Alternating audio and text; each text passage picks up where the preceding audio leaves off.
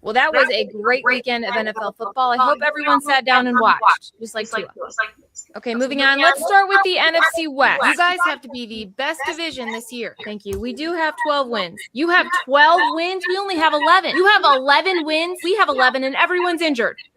You guys are winning games? We have clinched the NFC East. The 20-year streak is over. Yes, only 10 more years, and we'd have tied the Cowboys' playoff streak. Philly, what is wrong with Jake Elliott? Nothing, really, because he's looking more like Missy Elliott. I would have you tell him to kick rocks, but he'd probably miss those too. Look, we have a ton of confidence in him. Is that why you went for 2? That's it. That reminds me, we are suspending DK 2 games for almost punching a fan. He just spent $500,000 to not even land a punch, but so did Jake Paul. Good news, Trayvon Diggs is okay. A TV just fell on it. A TV's now covered more NFL players than he has.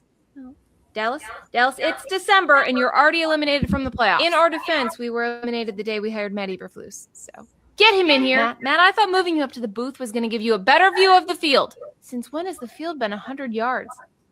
F the Packers! We are the best team in the NFL. Who would have ever doubted Caleb Williams? You did. Well, yes, congratulations to Chicago. After the game, Caleb was handing out meals at a food drive. I haven't seen someone give back to Chicago that quickly since Romeo Dobbs. Rich, how do you mess up an onside kick in 2025? How were we supposed to know they were going to onside kick? They tell you! Okay, so we had one off game. We will be fine. You guys kept that in the game. Quick question. With Myles Garrett's record, if we sack our own quarterback, does that count? Moving on, the Chiefs' offense is so bad now. It's like watching a car crash, but you can't look away. We're not all Rishi Rice. Okay, Mahomes didn't cover up that much. Mahomes covered up lack of growth better than Marcus Freeman's hair paint. Guys, J.J. McCarthy's hurt again. Oh, my God. Will you get Joel Embiid out of here? Also, New Year's Eve is coming up. If you want to see the ball drop in New York, just watch Darius Slayton. Look, he can catch, okay? His hands are fine. Jason Pierre-Paul has better hands. Well, moving on, a stray firework landed on the Ravens field. Luckily, we didn't have to worry about it hitting Derrick Henry because he wasn't on the field. John, why did Derrick Henry score in the fourth quarter and then never touch the ball again? Well, we're saving him for the playoffs. Get out. Okay. At least one Harbaugh got a postseason ban. How was that not defensive pass interference on Kayshon Boutte? That was the worst call I've ever seen. Yes, we are sorry about that. That was the worst booty call since Sharon Moore's. Speaking of a blonde scoring multiple times with a new head coach, where is Trevor Lawrence? Lastly, the Colts defense also led down Phillip Rivers. I've never seen anything fail Phillip Rivers more than a defense, except birth control. Well, that was a great weekend of NFL football. I hope everyone sat down and watched, just like Tua. Okay, moving on. Let's start with the NFC West. You guys have to be the best division this year. Thank you. We do have 12 wins. You have...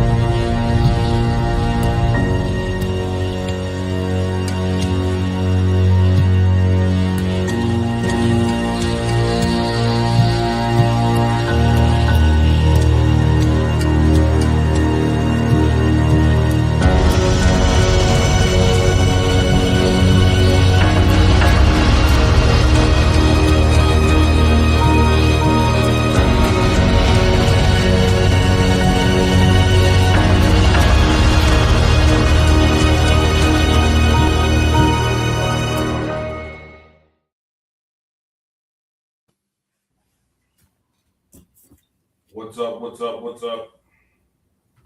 What's up? What's up? What's up, sports world? Y'all know what it is, man. It's Andre the George Robinson, the fire starter in the building. What's good on this phenomenal Christmas Eve? Happy holiday to everybody. Happy Christmas Eve. Merry Christmas Eve. Happy holidays to everybody. You already know what it is. Make sure you like and share the show. The best part about the holidays is sports and your kids. Other than that,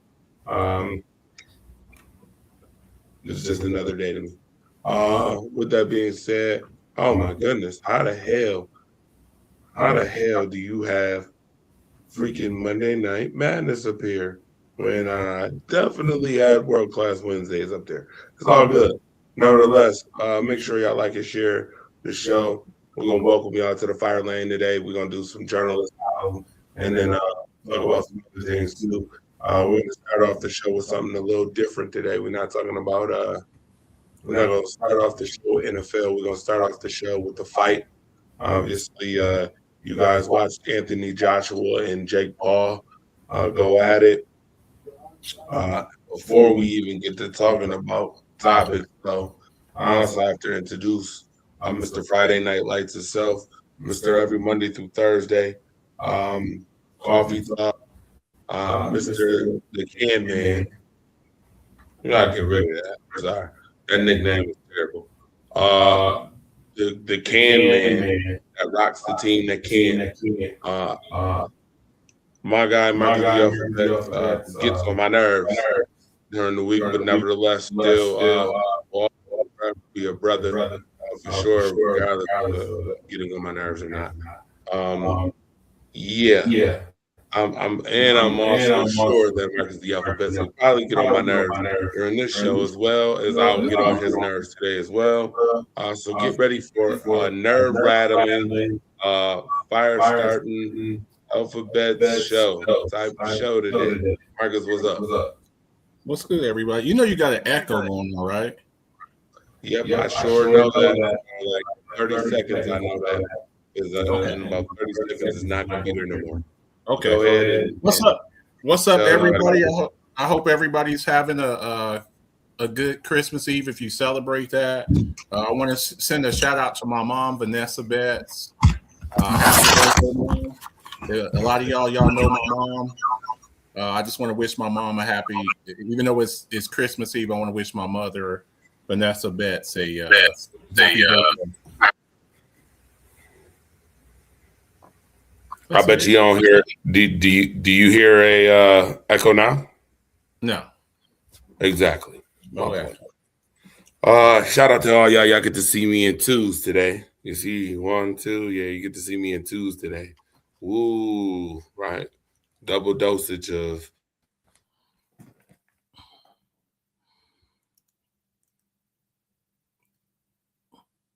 There you go. You got some sound? Okay.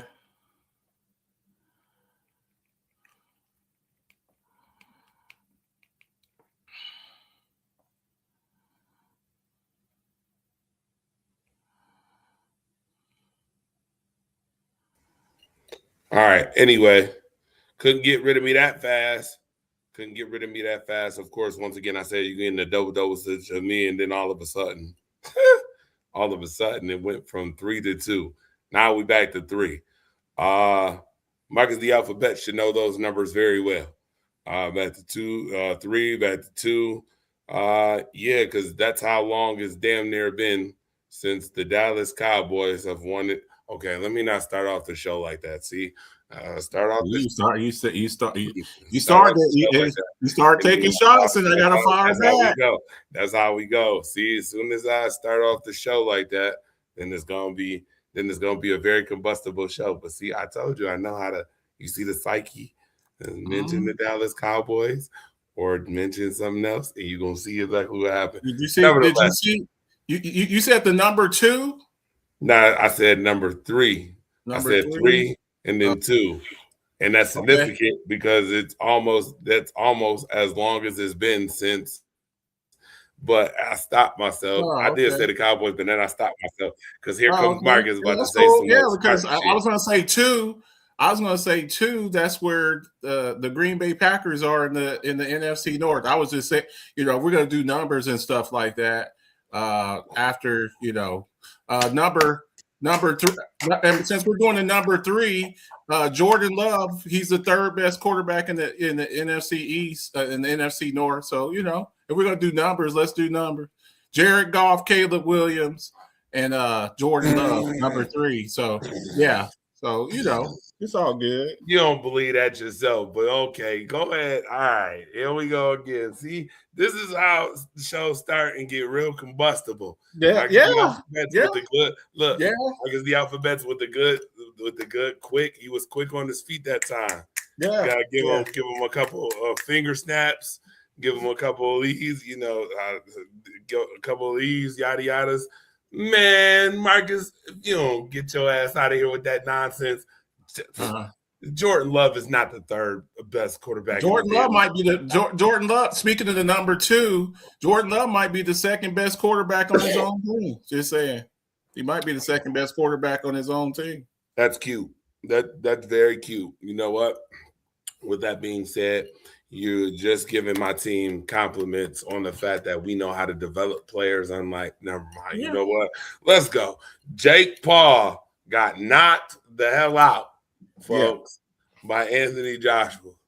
Okay. Sixth round knockout. 6th round knockout. Okay. 6. Never mind. See, I was going to say something else. See, this is how you always want to start. We can take shots all night. If you want to take shots, we can take shots all night. Listen, this is not an LMFAO song. We're not taking shots. Yeah. Everybody, we're not doing that. Okay? Yeah. This is supposed to be a wonderful time of the year. That's supposed to be all about cheer, about cheer, about Christmas cheer, What's up, Mona? Merry Christmas, Mona, my lovely co-host. I'm going to be honest with you. Some teams know about Christmas cheer before others, especially when they're eliminated 3 weeks before the playoffs is over. But we ain't going to go there because we're not going to start about Christmas cheer. A lot of folks are already on the couch, already on vacation on the couch. Yeah. Wait. Matter of fact, that's hilarious. You said the number 3. Significant for George Pickens, who already is on the couch, already after having a 1,000-yard season. Matter of fact, if you want to talk about 2, did you say 2? Did you say 2? The 2 significant for how many playoff wins your quarterback actually got in 8 years. But nevertheless, we're going to talk about Jake Paul and Anthony Joshua. 6th round knockout. Let's talk about it. Okay. Look, man. I love boxing, man. I love boxing. I boxed in the military. A lot of us grew up watching Mike Tyson back in the day. HBO and the pay-per-views and stuff like that. Evander Holyfield, Mike Tyson, Floyd Mayweather, Roy Jones Jr.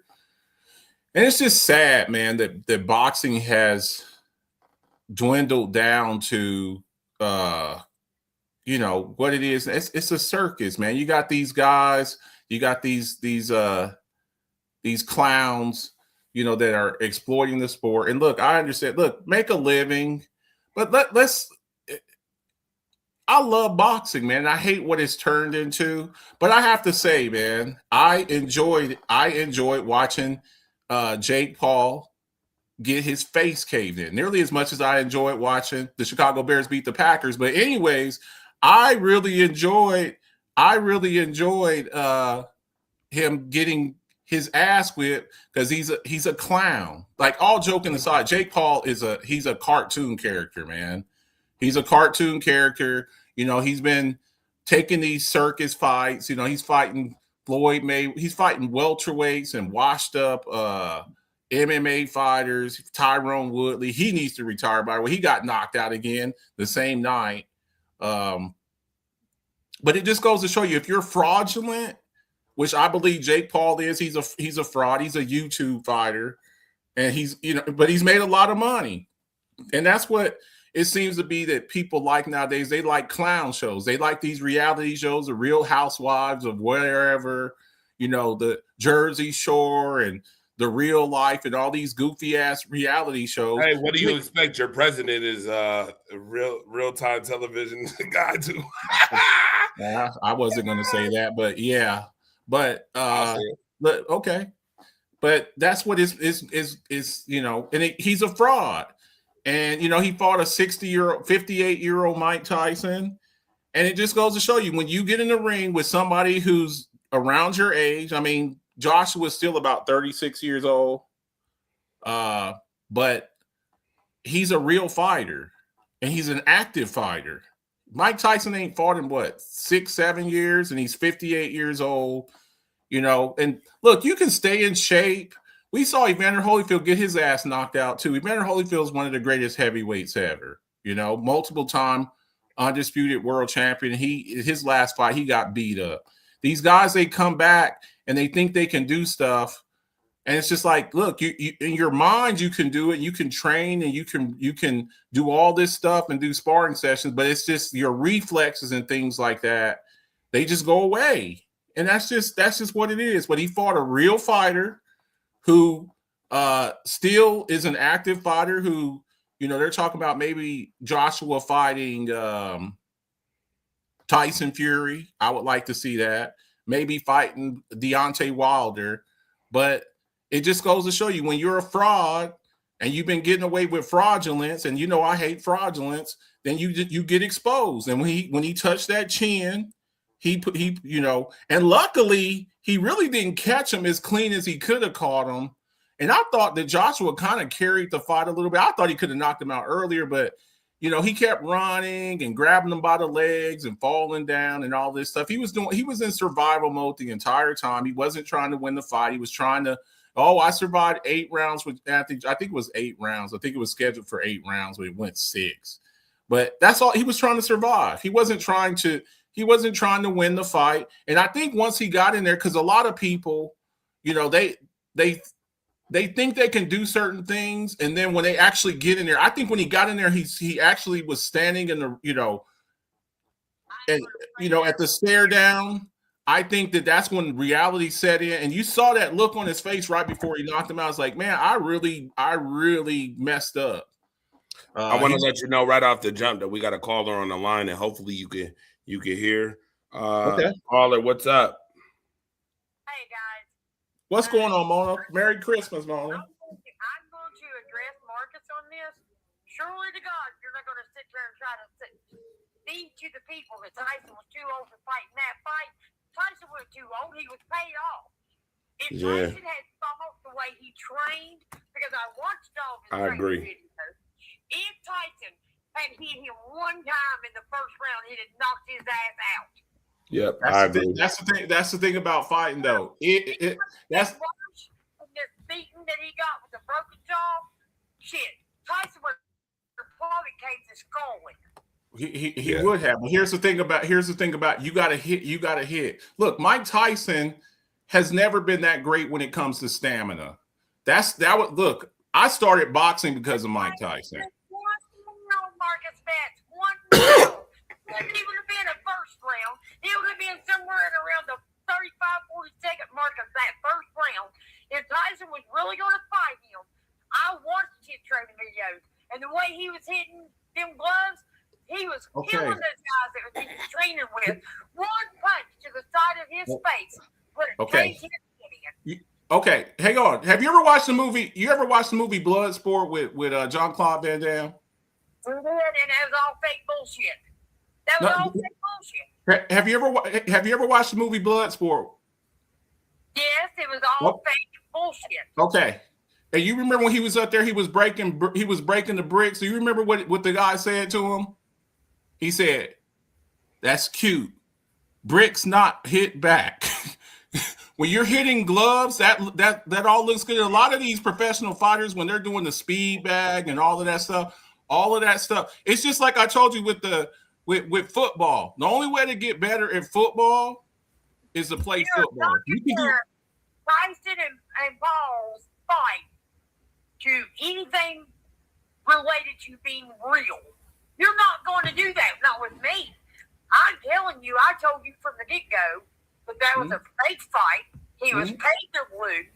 He said he chewed on his damn thumb part of his glove the whole fight. He didn't do that the whole time he was training. He was beating the hell out of those guys that were training with him. There is no absolute way that this guy who beat Paul and broke his jaw as bad as it looks. I'm going to tell you, hallelujah, praise the Lord that he did it. But he lost money in that fight. He lost money in that fight because he knocked Paul out and got his jaw broke. So I guarantee you there's a clause somewhere that he lost money. Tyson made his money. Hey, I don't blame Tyson for doing it. It just, we all know that he was lost all his damn money. But here's the fault of all of it. If Tyson had hit him one time in that first round, one time the way Mike Tyson. But that's the thing. You have to I get that. You have to land the punch. If Mike Tyson in his prime would have hit Evander Holyfield with a clean punch, if Mike Tyson would have hit Buster Douglas with a clean punch, that's the thing about you. You keep saying if he would have hit him, you have to hit him. There's a lot of times, guys. That's the object of fighting is to hit and not be hit. If you watch any of his training videos, It's training. The way he was hitting, I don't give a shit. I don't give a shit. They don't say, "Oh, he's training." Look, we knew that this fight was going to go the distance because Tyson wanted that money. That's the only reason why. Because if they had fought in the damn alleyway, that'd have been 2 punches. Okay, and again, that's not boxing. You're comparing it, Mona. You're comparing a street fight into a boxing event. Yes, if it's in the alley, yes, I will take it. But that Mike Tyson has done all his life. Paul has not done it all his life.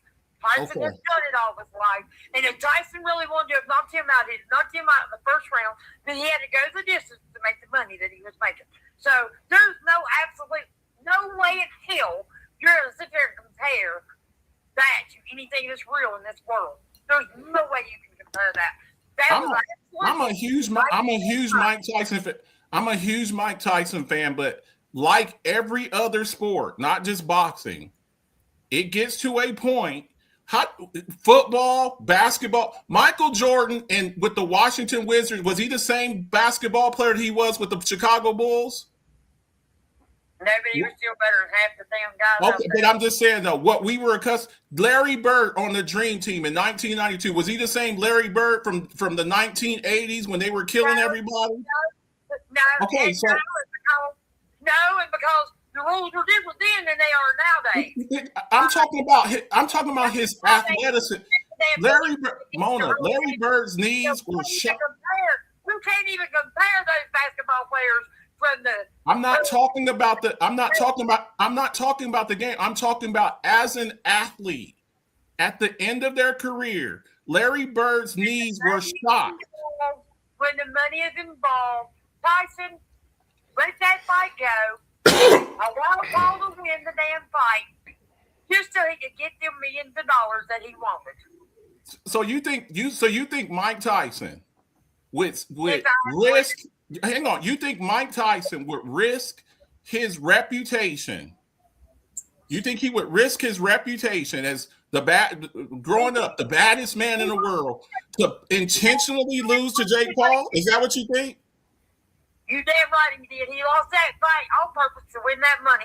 It had nothing to do with the actual. Wait a minute. Whoa. Hold on, Ramona. Nothing to do with boxing. Ramona, I would have knocked him out in the first round if you really wanted to fight that guy. Wait a minute, Ramona. You should ask. Wait a minute. You should ask Marcus Betts. Marcus, you really think Jake Paul won that fight? Look, Mike Tyson Mike Oh, Tyson. no. Answer the question. You really think Mike Tyson? What I saw in that fight, and I've watched a lot of boxing. What I saw with Mike Tyson is what I've seen in Mike Tyson with most of his career. If Mike Tyson doesn't get you up out, what is the scouting report on Mike Tyson? How did Mike Tyson win most of his fights? How did he win most of his fights? When did he win most of his fights? When did he win most of his fights? Early in the fight, right? The first 3 or 4 rounds, right? And all the times he got his ass whipped, when did he get his ass whipped? He got his ass whipped later on in the fight when he ran out of juice. Mike Tyson's stamina sucked. And I love Mike Tyson. And they talk about Mike Tyson. Oh, he could have fought back then with Ali and Frazier and Holmes and all that. No, he couldn't have. Because you want to know why? Because back then in the 70s and 80s, they used to fight 15-round fights. I've seen Mike Tyson at about round 6 to round 7. And you know what he starts doing when he starts running out of juice? This is what Mike Tyson does.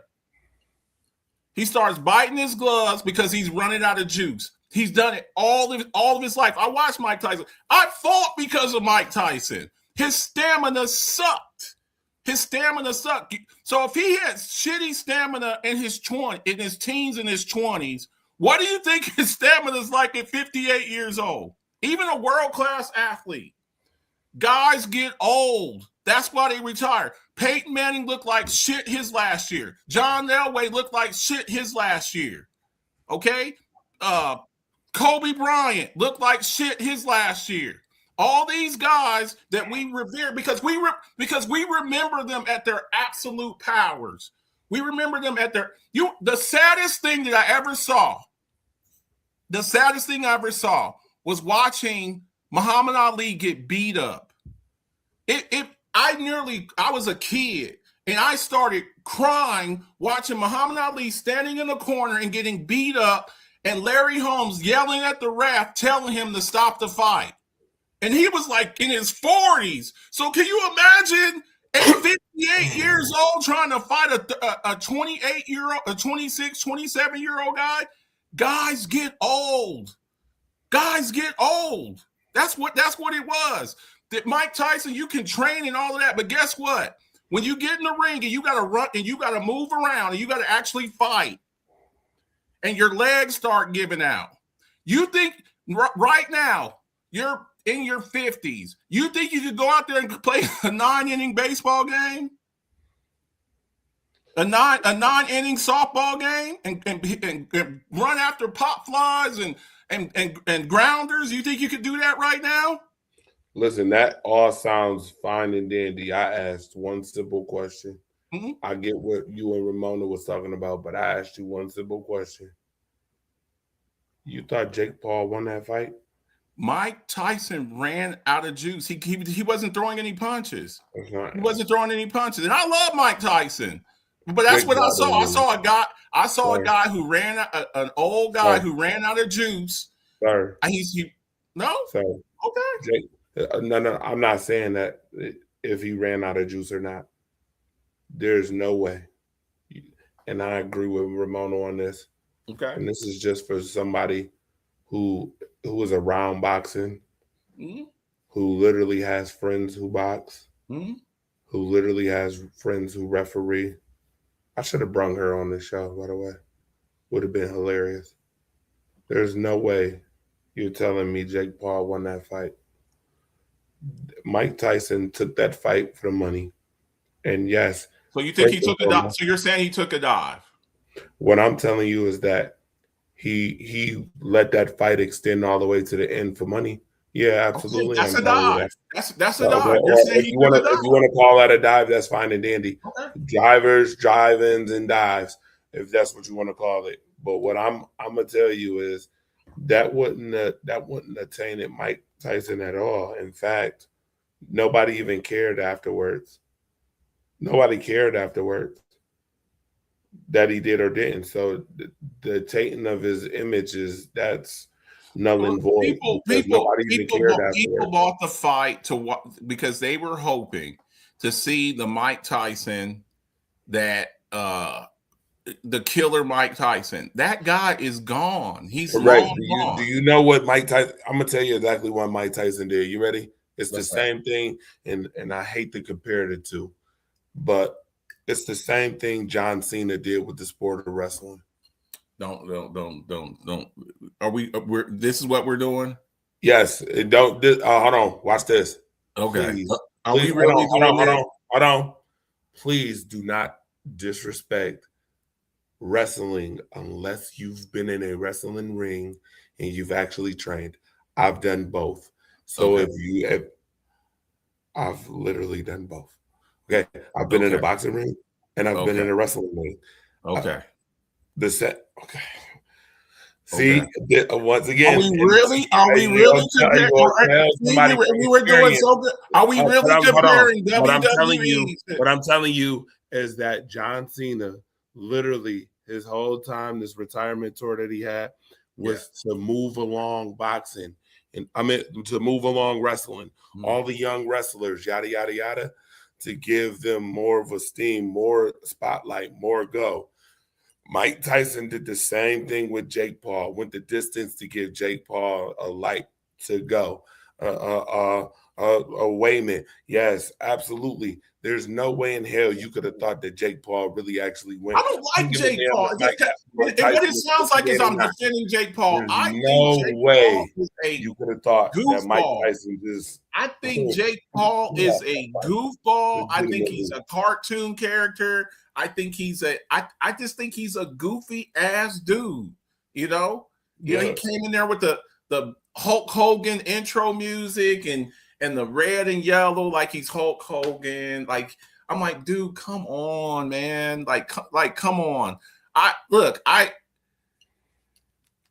We'll never know. How about this? We'll never know if it was fake. All I know is I guess we can stick to that. I guess we could go with that, but we'll never know. 30 minutes on this. We'll never know. But all I know is I love watching.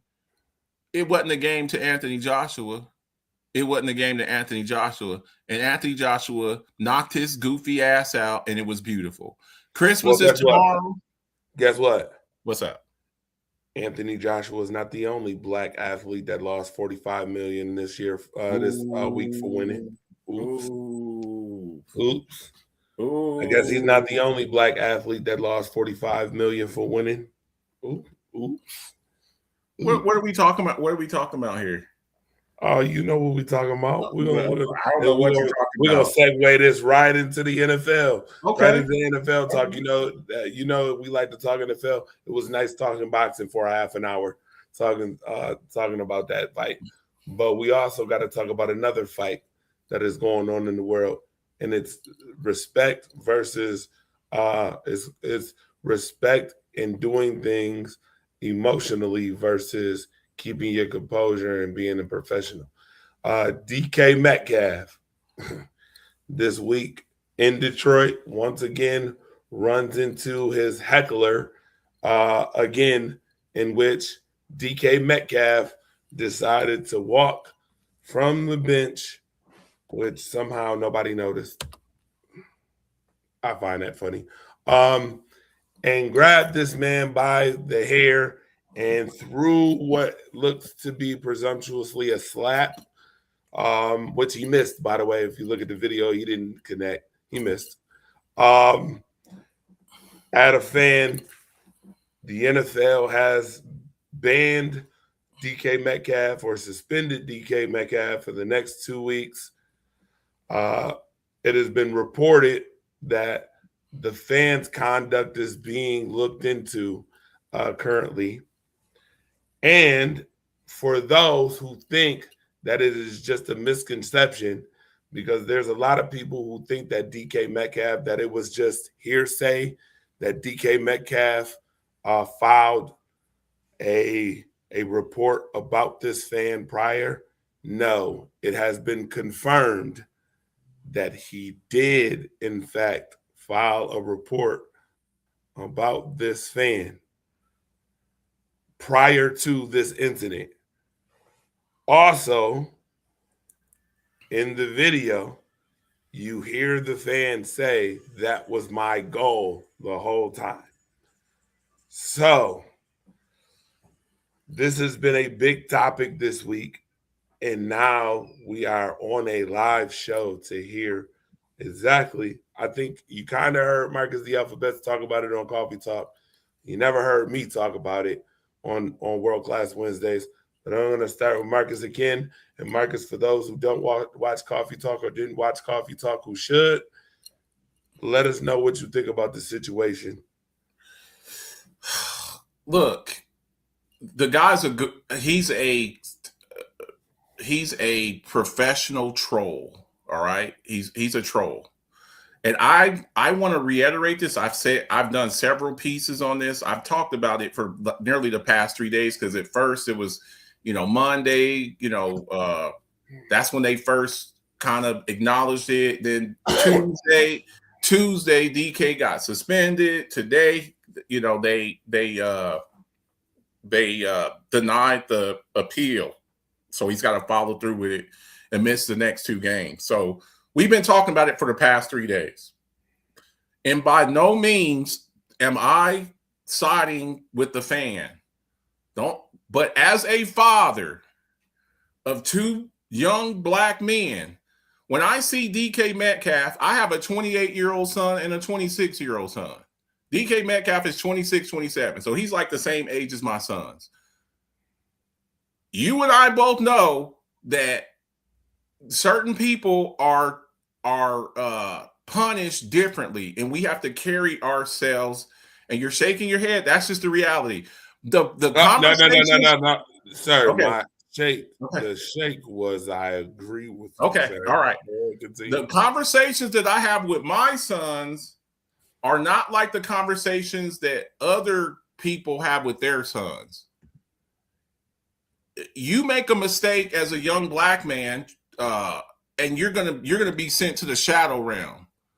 DK Metcalf also has a reputation. See, here's shout out to my dad. We talk about using people's quotes. My dad has a saying, your reputation, your reputation says a lot about you. A good name is better than silver and gold. That's in the Bible.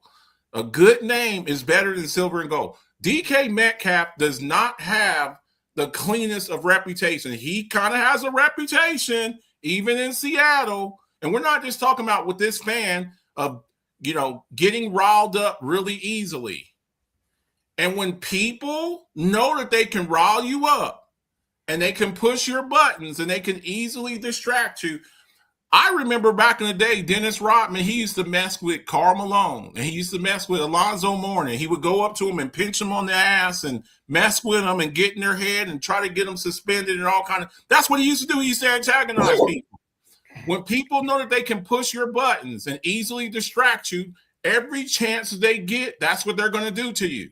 So now all that DK's really done going forward is every time that he does something now, the spotlight's going to be on him. Under no circumstances can you go and attack fans. We saw this with the Malice of the Palace with Ron Artest jumping up into the stands and attacking fans. You cannot do that. You cannot do that. No matter how annoying these fans are, and some of them are annoying, and they probably need to get their ass kicked. But if you do that, you are giving away generational wealth. I don't know what this guy does, but guess what? He's going to sue DK Metcalf. I'm going to tell you what's going to happen. He's going to sue DK Metcalf. DK Metcalf's going to go to court. It's all on the internet, and millions of people have watched it. And the judge is going to look at that film, and he's going to be like, you're a 230-pound professional athlete making millions of dollars, and you decided to hit this guy who might work at Subway. And we're going to take some of your generational wealth away from you. The Pittsburgh Steelers are well within their rights. And why would the Pittsburgh Steelers put those clauses in his contract, Dre? Why would they put a behavioral clause in his contract?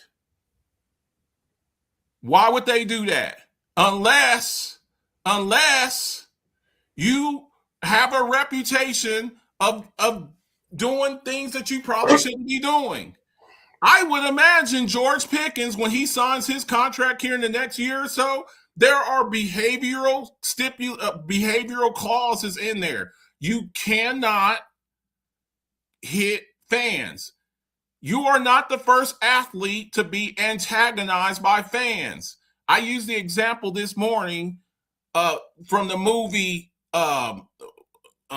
Major League, and Charlie Sheen's character, Wild Thing or whatever. There's this guy in the stand. He would just always, every time he come up there, Wild Thing, you make my chest ring. You make everything shitty. Like, he would just sit there the entire game and antagonize him. That's what he would do. He would just sit up there and just ream them. Fans can heckle you. They can do that. Now, if somebody is calling you the N-word, or they're talking about your mama, or they're talking about your wife, or they're talking about your kids, okay, that's a little bit different. Or some of the things that we've seen historically, like Jackie Robinson, the first black man to play Major League Baseball, and they're calling him a monkey, and they're throwing bananas on the baseball field. That's a little bit different. This guy's calling you by your name, your government name. Now, look, we may never know everything that was said, but the bottom line is, you walk over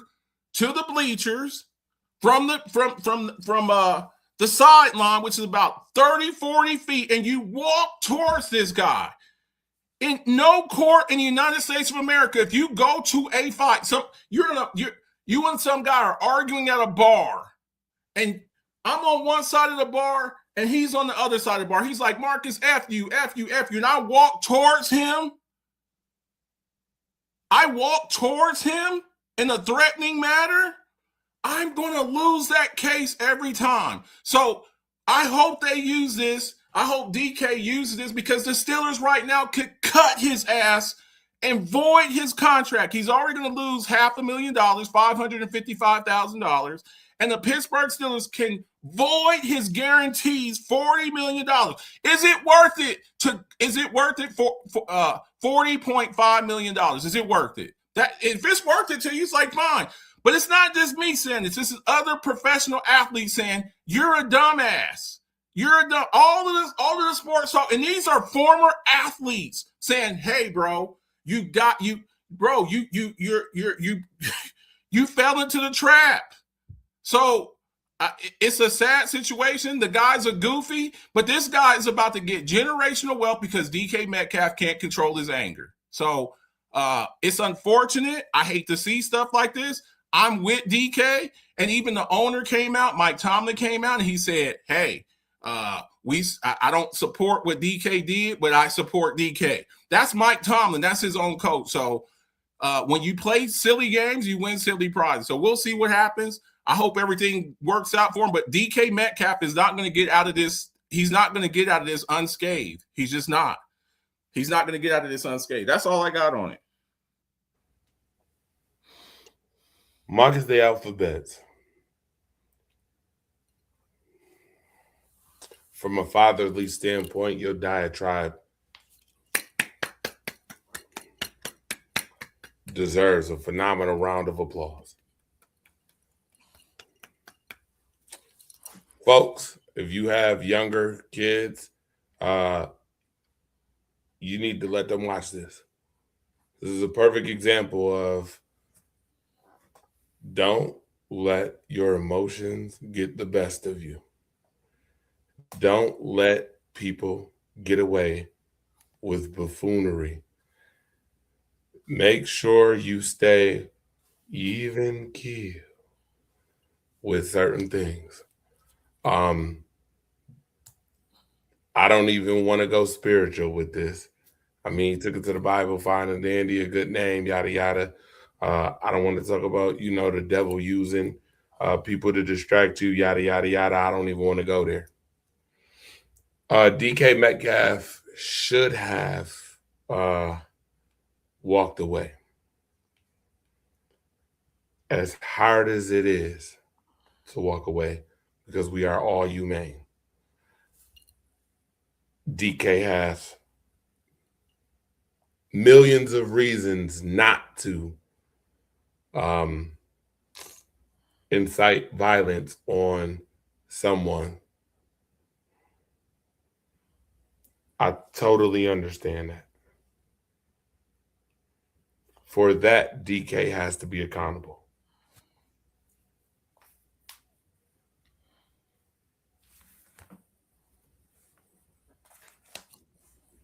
But what we not going to do, yeah, and I sat up for this one, because I'm ready to take any scrutiny and I don't give a damn. What we not going to do is continue to allow people to perpetuate and sit up here and incite fucking drama and incite behaviors out of people and not be held to the same fucking fire. That's what we not about to do. That goofball with the goddamn wig should be under the same microscope as DK Metcalf for his buffoonery. Absolutely. And here's why I'm going to say this. Number one, just because you buy a ticket to the game do not give you the right to be a damn buffoon. There is a certain thing, a certain clause called being class, called having class when you're an adult and knowing how to behave when you're an adult. That's number one. And you I would dare not tell don't cut me off because I didn't cut you off when you talked. Just saying though, because what you're saying towards you're when no. we talk about this off the can you if you're sitting on the side, let me ask you this. If you're sitting on the sideline or you're sitting in the bleachers, can you yell on the court, hey, you suck? Can you do that? Because that's not very classy. That's not very classy. Okay. There is a difference between harassing someone constantly, the same person constantly for whatever he be saying, whatever the stuff he was doing to incite some type of reaction. That is one thing. To be like boo or whatever, that's one thing. But this is a whole different level of that. Let's not act like there's levels to this shit. There is levels to it. Sir, just because you pay to go to a game does not give you the right to act like a fucking buffoon. Just like if I bought a gun, that does not give me the right to shoot somebody whenever I feel like it. We're talking violence. We're talking violence. We're talking violence. We're talking about pure human action. And again, I'll let you talk. Please let me finish. I'm just saying though, because what you're saying, you're saying if I buy a gun, I don't want to be cut that off. doesn't give me the right. We're talking violence and we're talking words. It doesn't. Again, words. We're talking about actions. Actions. Buying a gun is an action.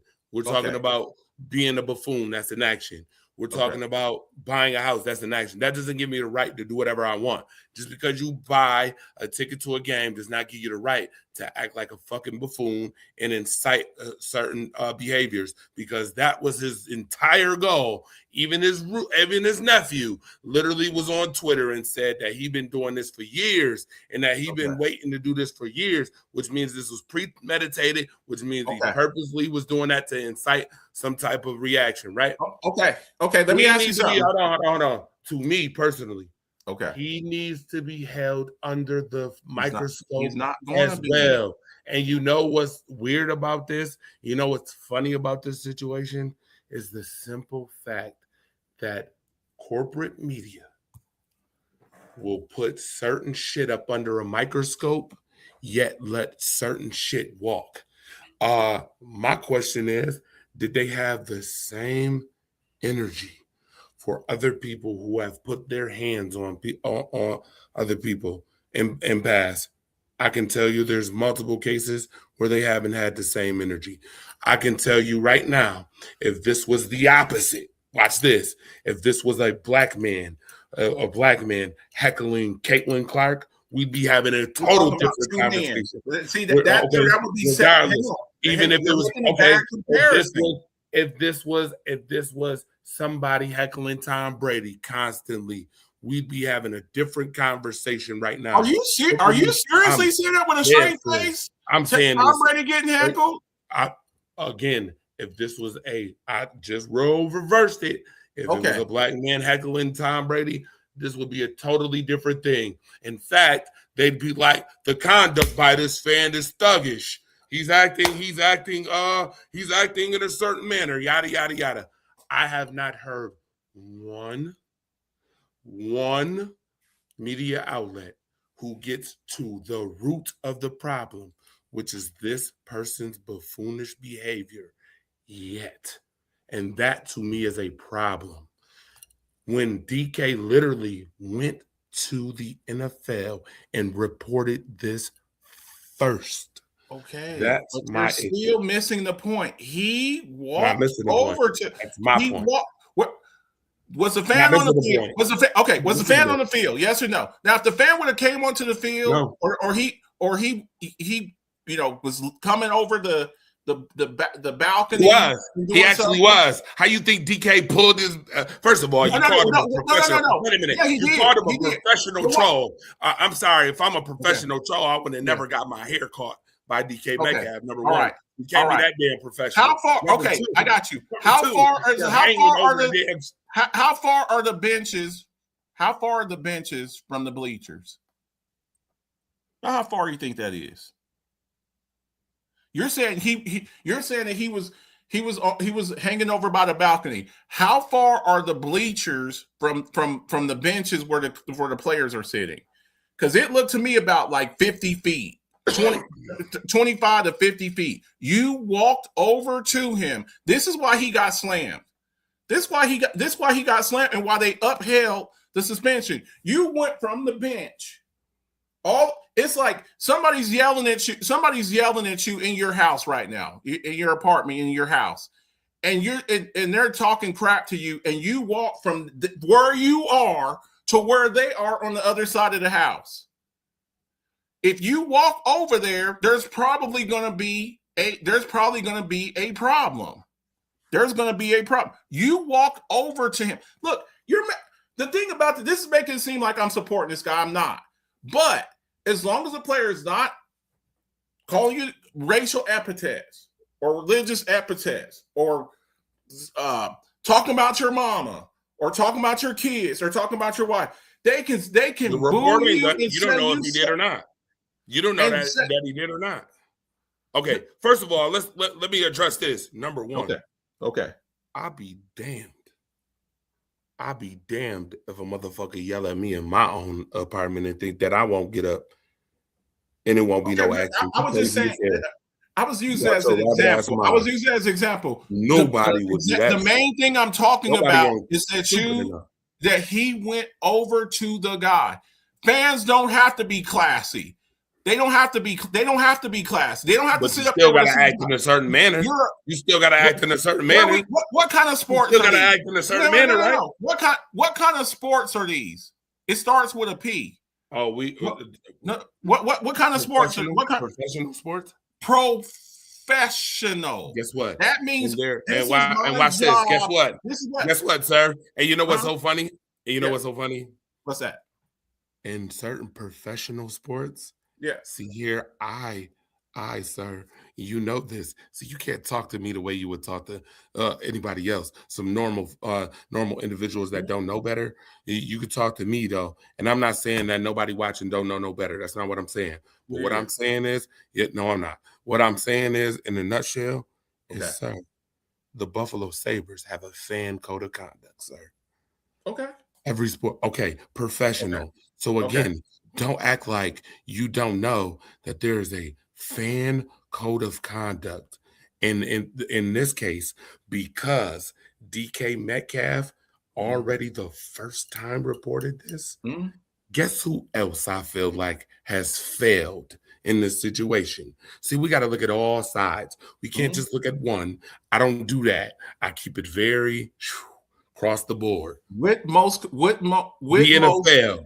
The NFL, to me, has failed when it comes to fan to player code of conduct. Literally, DK Metcalf did it the right way. You did nothing about it. He does it the wrong way. Now you put him under a microscope because he did it the wrong way. Well, hell, what happened to the first time when he did it the right way? Did you do anything then? No, you didn't. The fan... Mr. I want to heckle everybody. You know what? Guess what? Guess what? I'm going to be honest with you. Yeah. As much as I don't approve of DK smacking him, you know what? Some people deserve to get.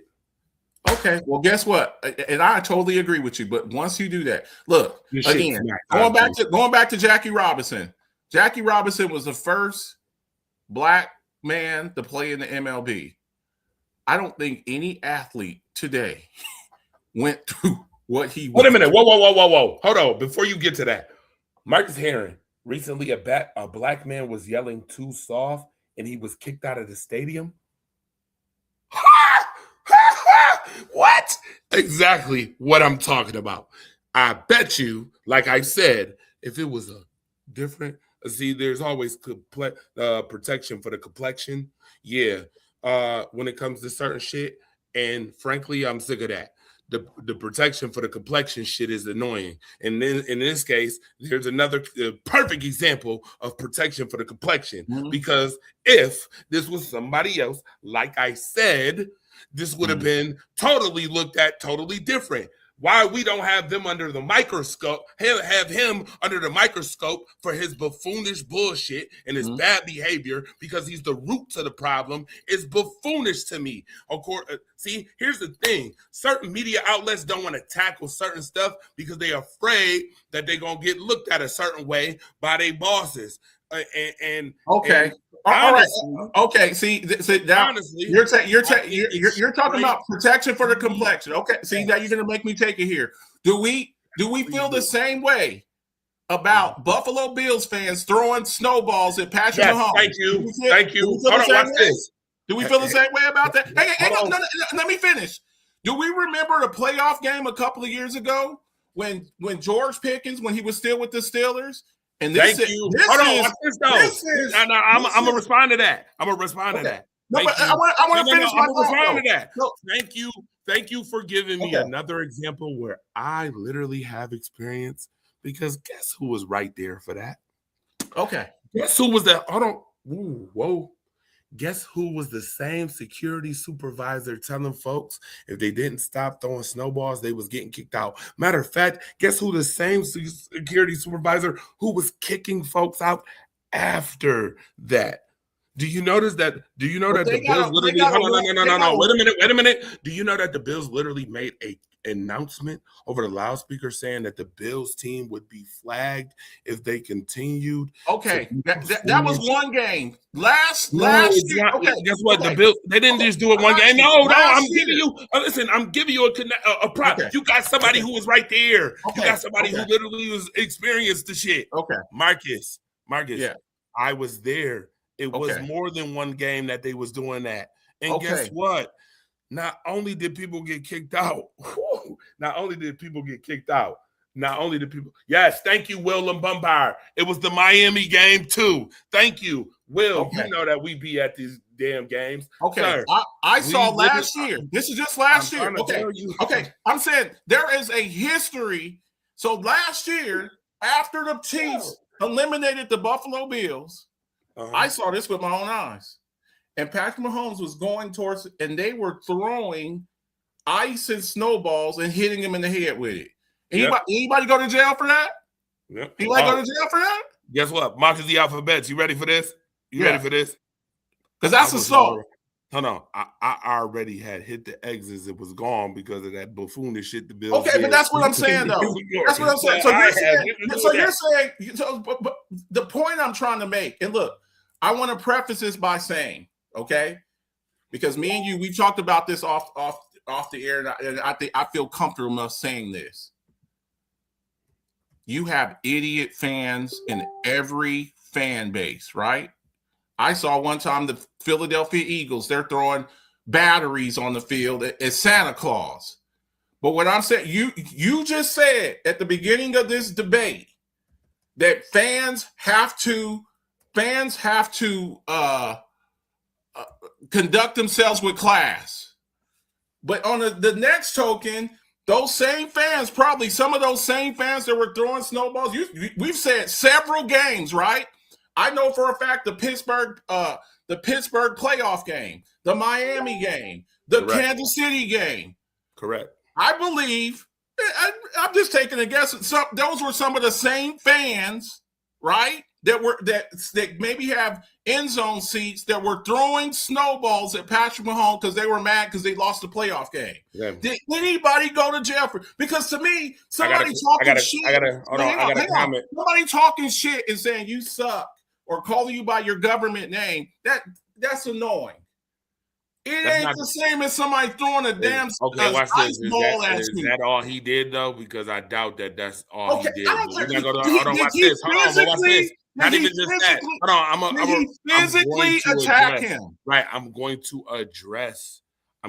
address what you just said. Marcus, I told you this before. I'm gonna tell you this one more time. And this time I'm gonna tell you live on the show. Okay.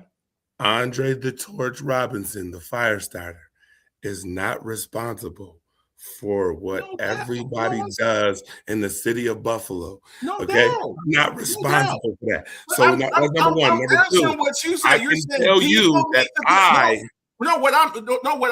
be- I'm responding. I'm using your own words against you. You said that fans.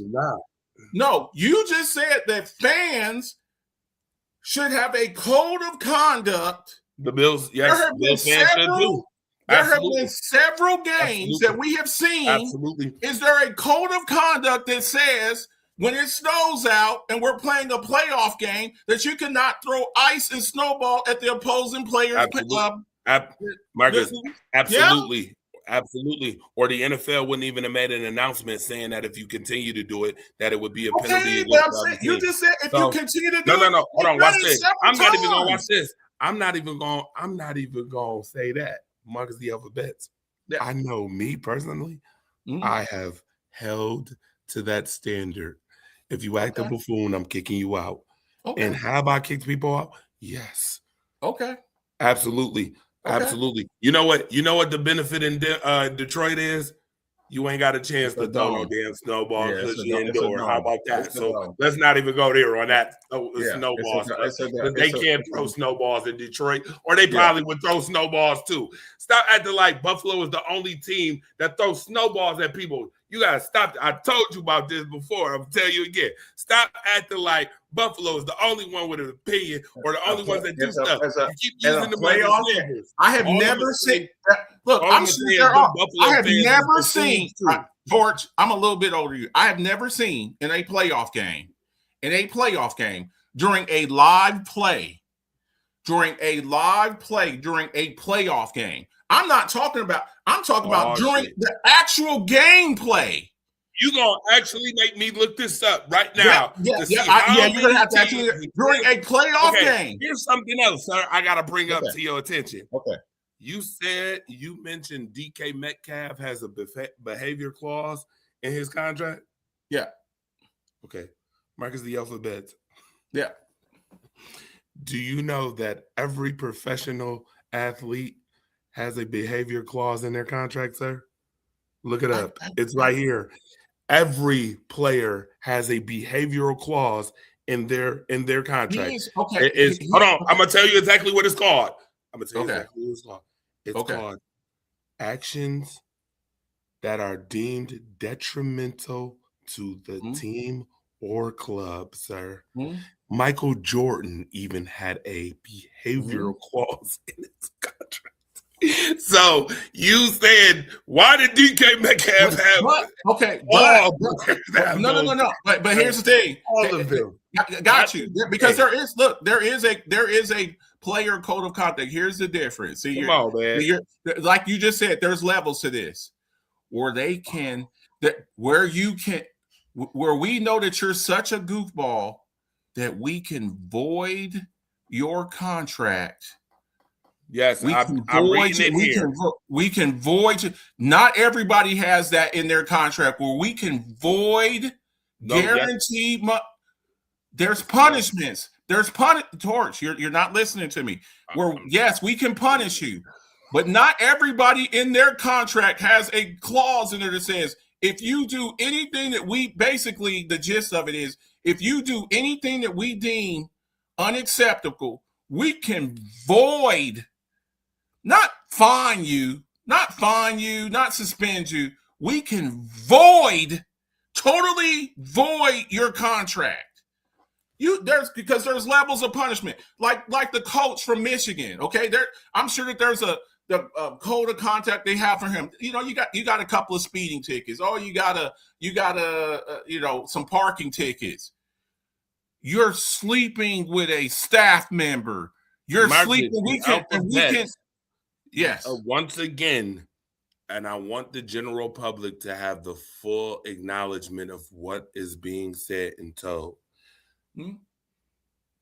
Majority of player contracts have a morals clause in which they have the right to terminate a contract or punish a player for breach of said behavioral contract. Yes, I understand that. I'm agreeing with you. And there's punishment for that. Like we can suspend you. We can give you a fine. Do you know how severe it has to be where we can void your contract? Well, it says most contracts are like that, but go ahead, continue. Some players they don't certain play. You think they put a clause like that in it for Tim Tebow's praying ass? No, they're not going to do that on Tim Tebow because they ain't worried about him. I'm going to put that clause on Antonio Brown's contract. I ain't going to do it on Tim Tebow's contract because I know I ain't got nothing to worry about. DK Metcalf has a reputation. Look, let's just keep it a buck. We talking real conversation here. DK Metcalf has a reputation of being a goofball. That's just what it is. I would suspect that when George Pickens' contract comes up here in the next 3-4 months, you think he's going to have a behavioral clause in there, Torch? I'm asking you, you think George Pickens is going to have a behavioral clause in his contract? Well, because majority of them do have behavioral I'm talking about where they can recoup large sums of his money. They can recoup this is what I'm saying. I'm saying that majority of them do have that already in their contracts. Okay, is some probably more severe than others? Okay, I'm gonna give you another example. Yes, because again, we're talking about severity. Yes, severity. Yes. Okay, do you remember Randy Gregory? Do you remember Randy Gregory? Played for the University of Nebraska. Yeah, Marcus, I agree with you. The severity, it depends on the severity of the player. I'm just saying, though, certain players, like with Randy Gregory, kept getting suspended for, of course, for drugs. So when he kept getting suspended, they finally changed the marijuana rule, and they put he was about to re-sign with the Cowboys. And they put a behavioral clause in there, a severe behavioral clause where we can void your contract. And instead he said nope, and he didn't sign the contract, and he went and played with the Broncos. Because they put that in his contract. If the dumbass shit you've been doing, if you do it in this contract that we're giving you this, we can recoup large sums of your money. We see it right now with Brandon Ayuk with the 49ers. They done took his guaranteed money away because he's healthy. He just ain't showing up.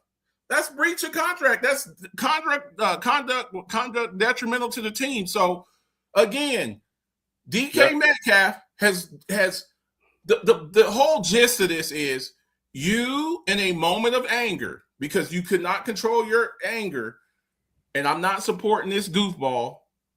But you have given this guy generational Torch. Do you know this dude's going to have a press conference on Friday? He already had a press conference. He's having another press conference on Friday. He's and he's trying to boost this guy up. This is what I'm saying. If he walked away from, you're an idiot, and walked away from this guy. This guy is sitting over. Here's the thing, Torch. He's a fan of Detroit. How often does Seattle or Pittsburgh play Detroit? He lives in Detroit. The guy lives in Detroit. How often would the AFC North play? Probably once every 2 years or every 3 years. Once every 2 or 4 years. Again, I do not want anybody thinking that I'm condoning DK Metcalf's behavior because that's not the case whatsoever. I'm not condoning that. What I am saying is that I am sick of folks skipping over what the root of the problem is and not putting that under a microscope as well. I feel like, once again, we are perpetuating, and to be very clear and honest, we are perpetuating the very same thing that people do not like, which is to put certain people under a microscope while letting others get away with buffoonish shit.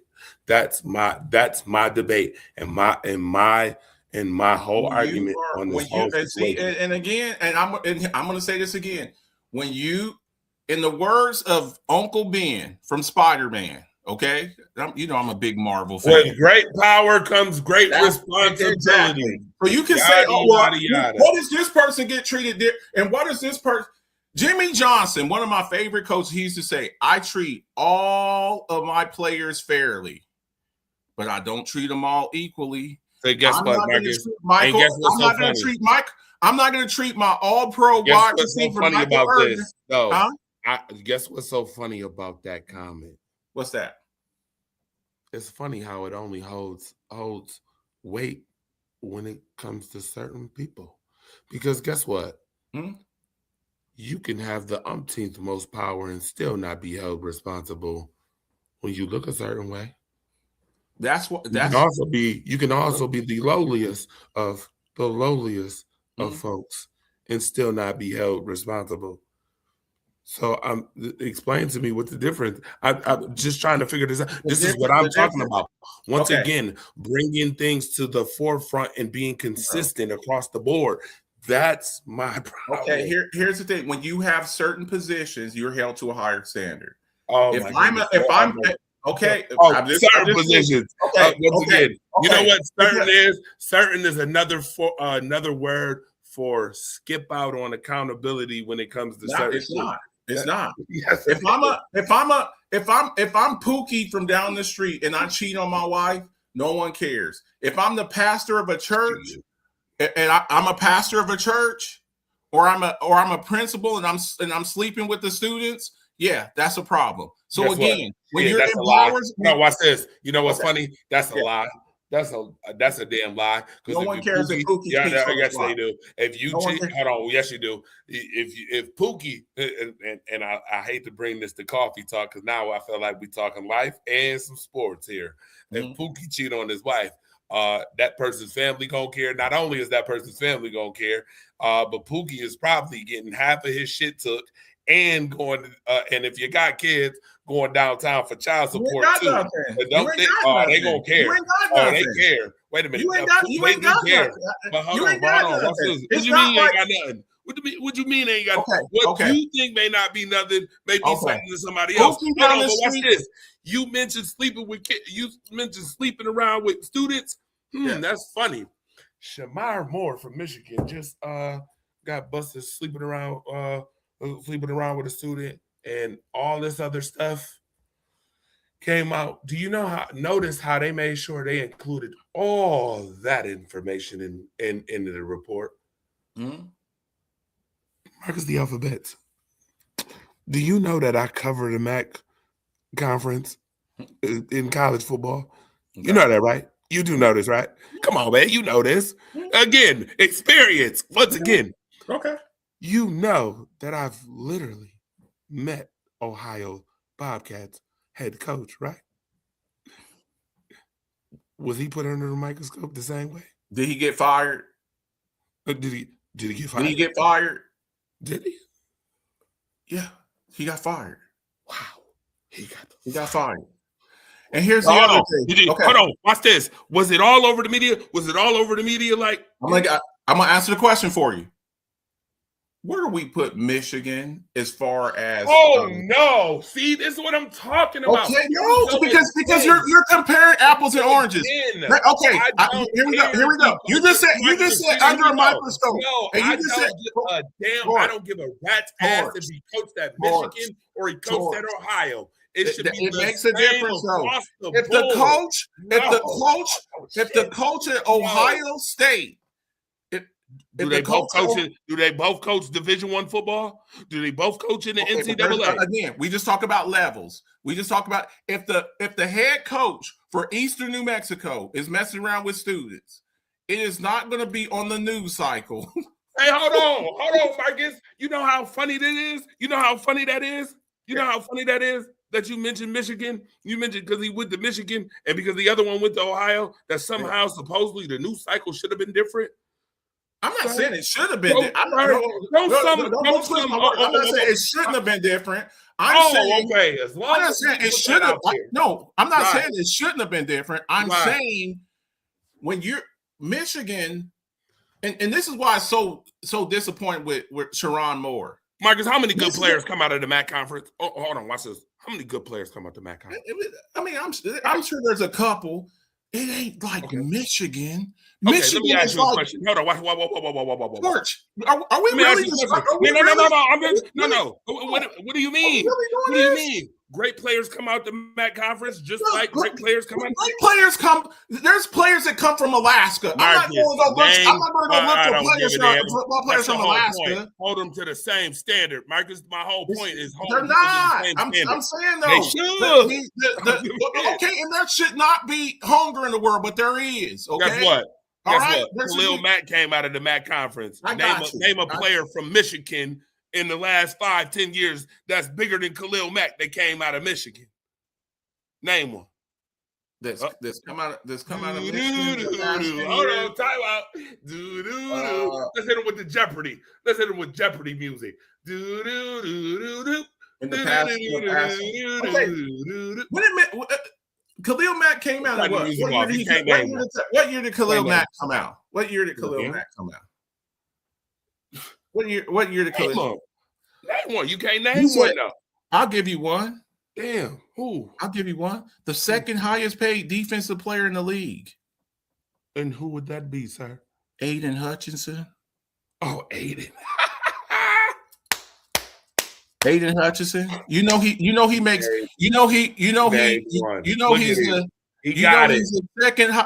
the second highest paid. Yes, he's the second highest paid non-quarterback in the league. So yeah. Yes. Aiden, okay. Aiden no one cares. Look, I know that this is. I'm gonna tell you this: if a player from the University of Buffalo gets in trouble, it'll be in the local news, the University of Buffalo. But if a player from the University of Michigan or the Ohio State University or Texas Longhorns or Oregon Ducks or one of those type of teams get in trouble, it will be on 5 news cycles because of that program and the spotlight that's on that university, just like with Sherrone Moore. I'm not saying that it should be that way. I'm saying no one cares about the University of Buffalo. The entire country cares. Oh, that's a lie. Oh, don't do that. Don't do that. Bro, I live in Texas, okay? I live in Texas, the largest state in the union. Besides everybody in New York, okay? Besides everybody in New York. That's not true. No one nationally cares about the university. That's not true, Marcus. That's not true when I've seen national media at games. That's not true. You got to stop Marcus, that. He's not going to get the level because it's now that's the Ohio Bobcats. That's the Ohio Bobcats. I'm not even talking about the state. Oh, no one cares about Ohio Bobcats. But if it was the Ohio State University, my ex-wife was from Dayton. No one cares about the Dayton Flyers or the Toledo Zip. Marcus, stop it. Okay. Stop it. Marcus, can I ask you a question? Really doing this? Hey, Marcus, I got a question for you. You said nobody cares about the Dayton Flyers? In football, they don't. In football, they don't. Oh, the Dayton Flyers don't even have a team that anybody would care football-wise. Exactly. You know who else has got a. No. Nobody cares about the Dayton Flyers. I want to ask you a question.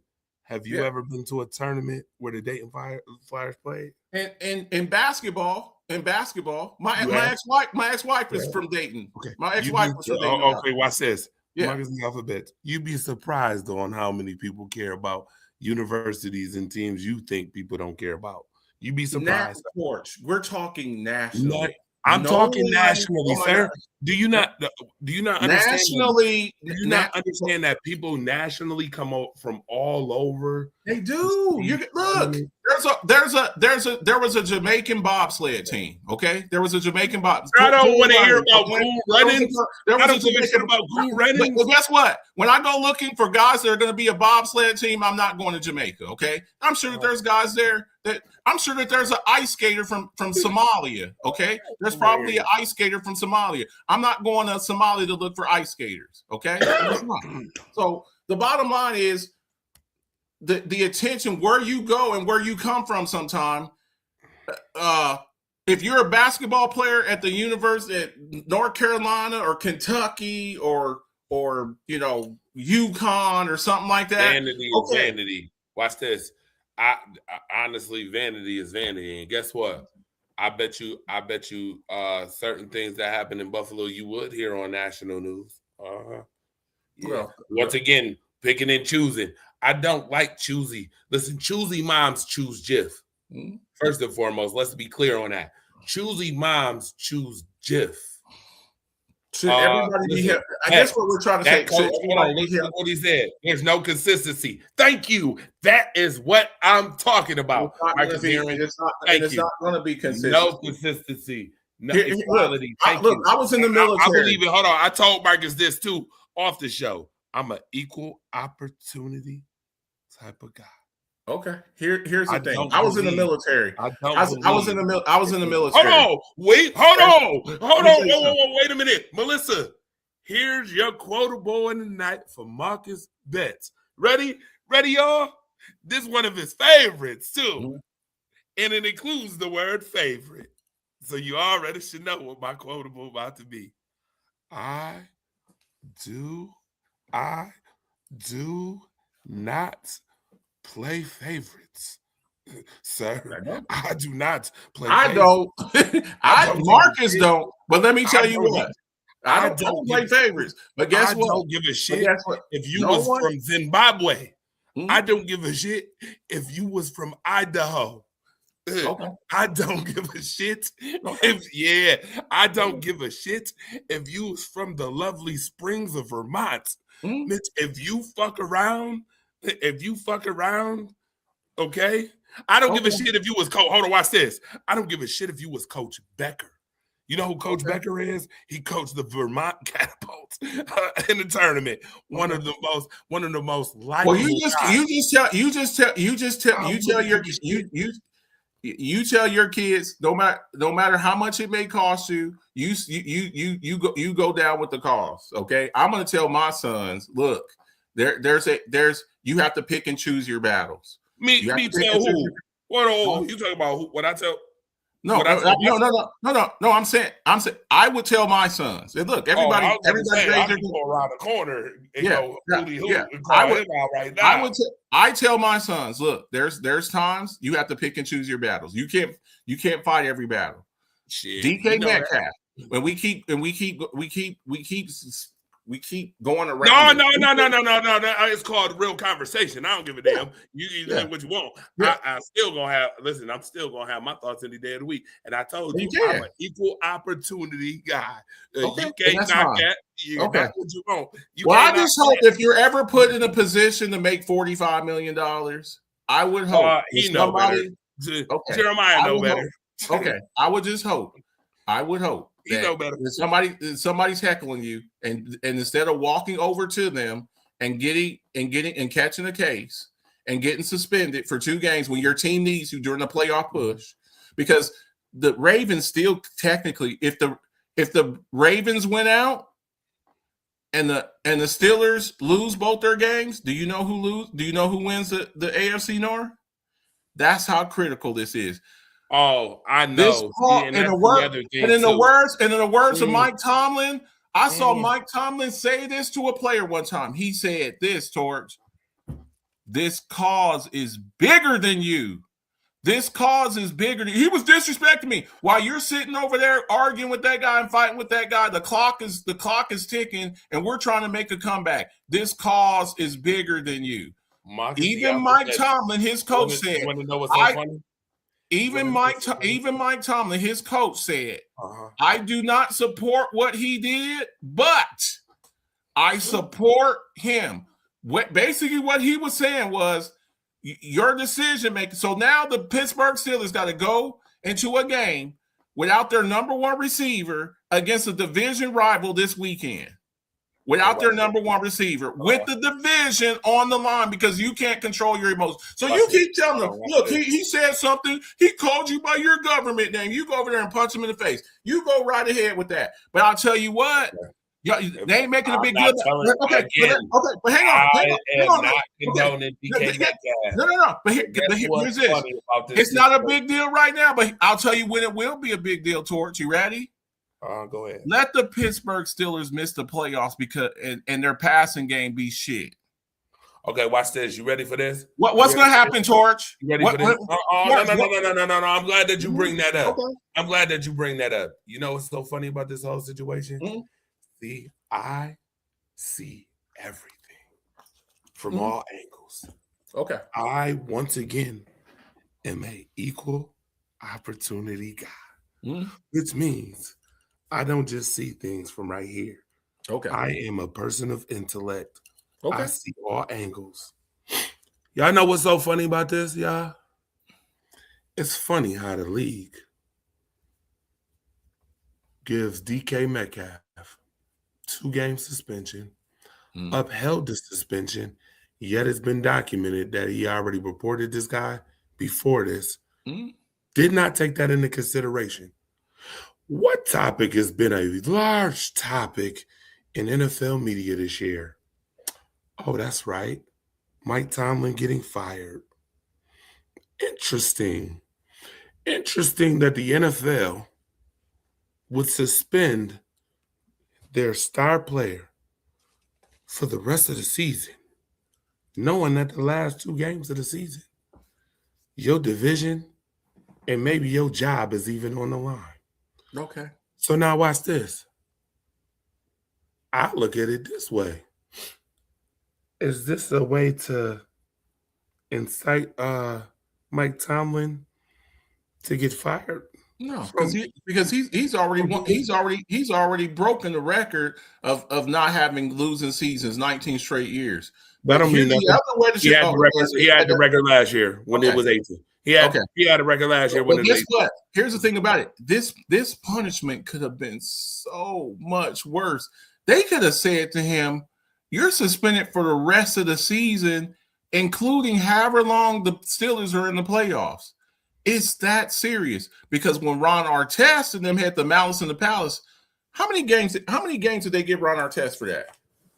And this NBA, I understand. Well, hold on. A basketball season is totally different. I get it. But they said to him, it was so egregious, and it was all on the national news. It was such a terrible look for the NBA that they said, you have humiliated us in front of everybody.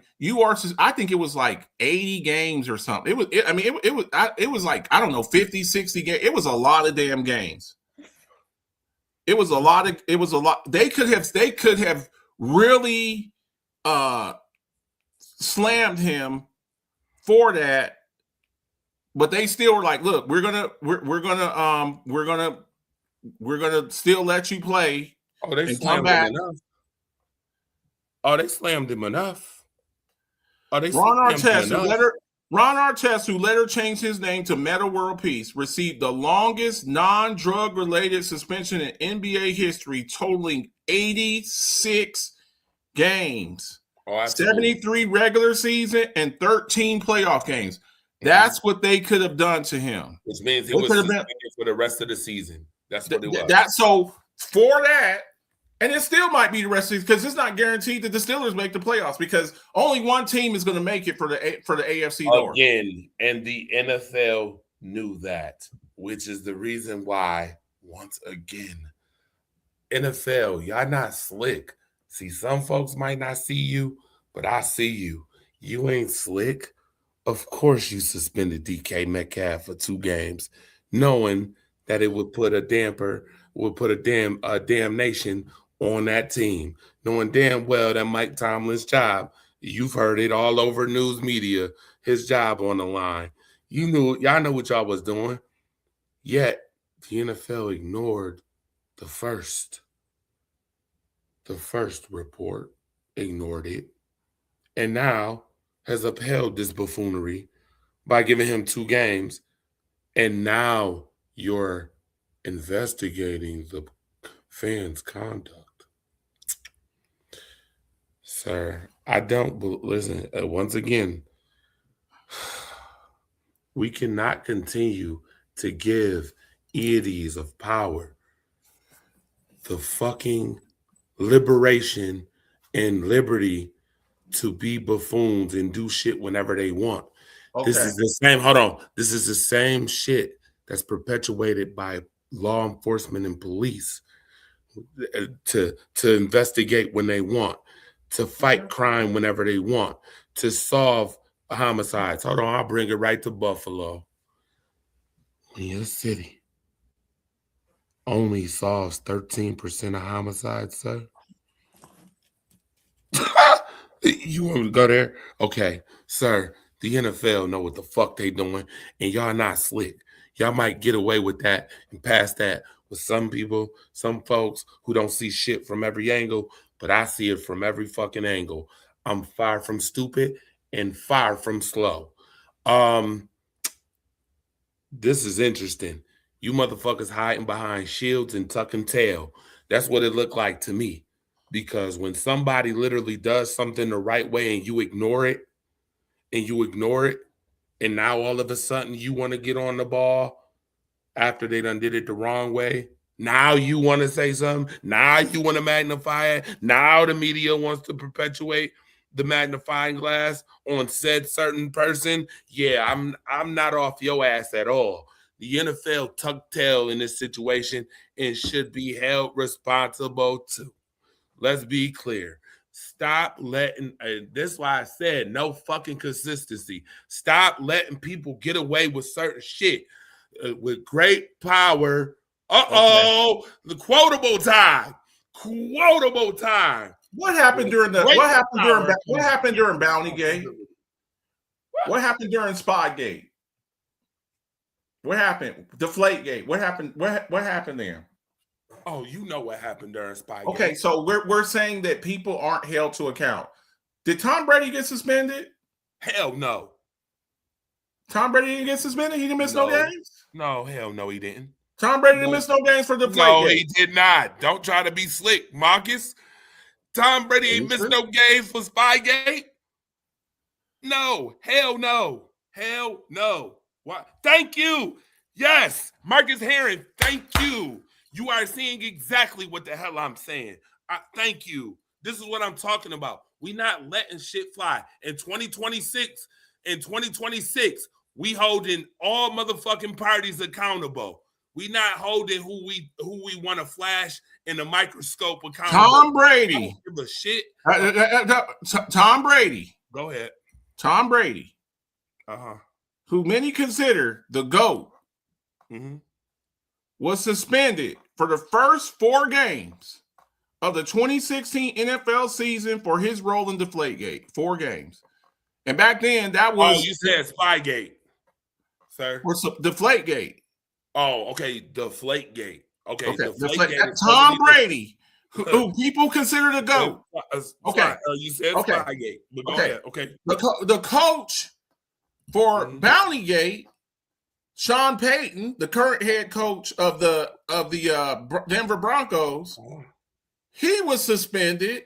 How long? Along with the defensive coordinator, Jim Schwartz. Go ahead and say how long. Let's see here, because I remember this. How long? Go ahead. What's the difference? So 4 games between the two. 4 games. 4 games. What Sean Payton get suspended? Yeah, Sean Payton was suspended for the entire 2012 NFL season. He got suspended for the entire season. Marcus, can I ask you a question? Hold on, watch this. This is where I love. See, this is why I love debates, and this is why I love talking sports. Marcus, no, hold on. Okay. Marcus the Alphabets. Is the city of New Orleans an urban city or a rural city? Say what now? Oh, you heard me. No, I Is didn't hear the you. city of New Orleans an urban city or is it a rural city? New Orleans? Yes, it's an urban city. Stop this. I don't even know why you thinking about it. I've been to New Orleans. Okay, it's an urban city. Is Boston, Massachusetts? Okay, is Boston, Massachusetts a urban or a country? Hell no. You know this. Historically, it's not. Historically, it's not. Boston, Massachusetts? Black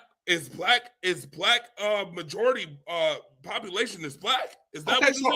So what do we say? So it's it urban? I've been to Boston. They got suspended for cheating. Period.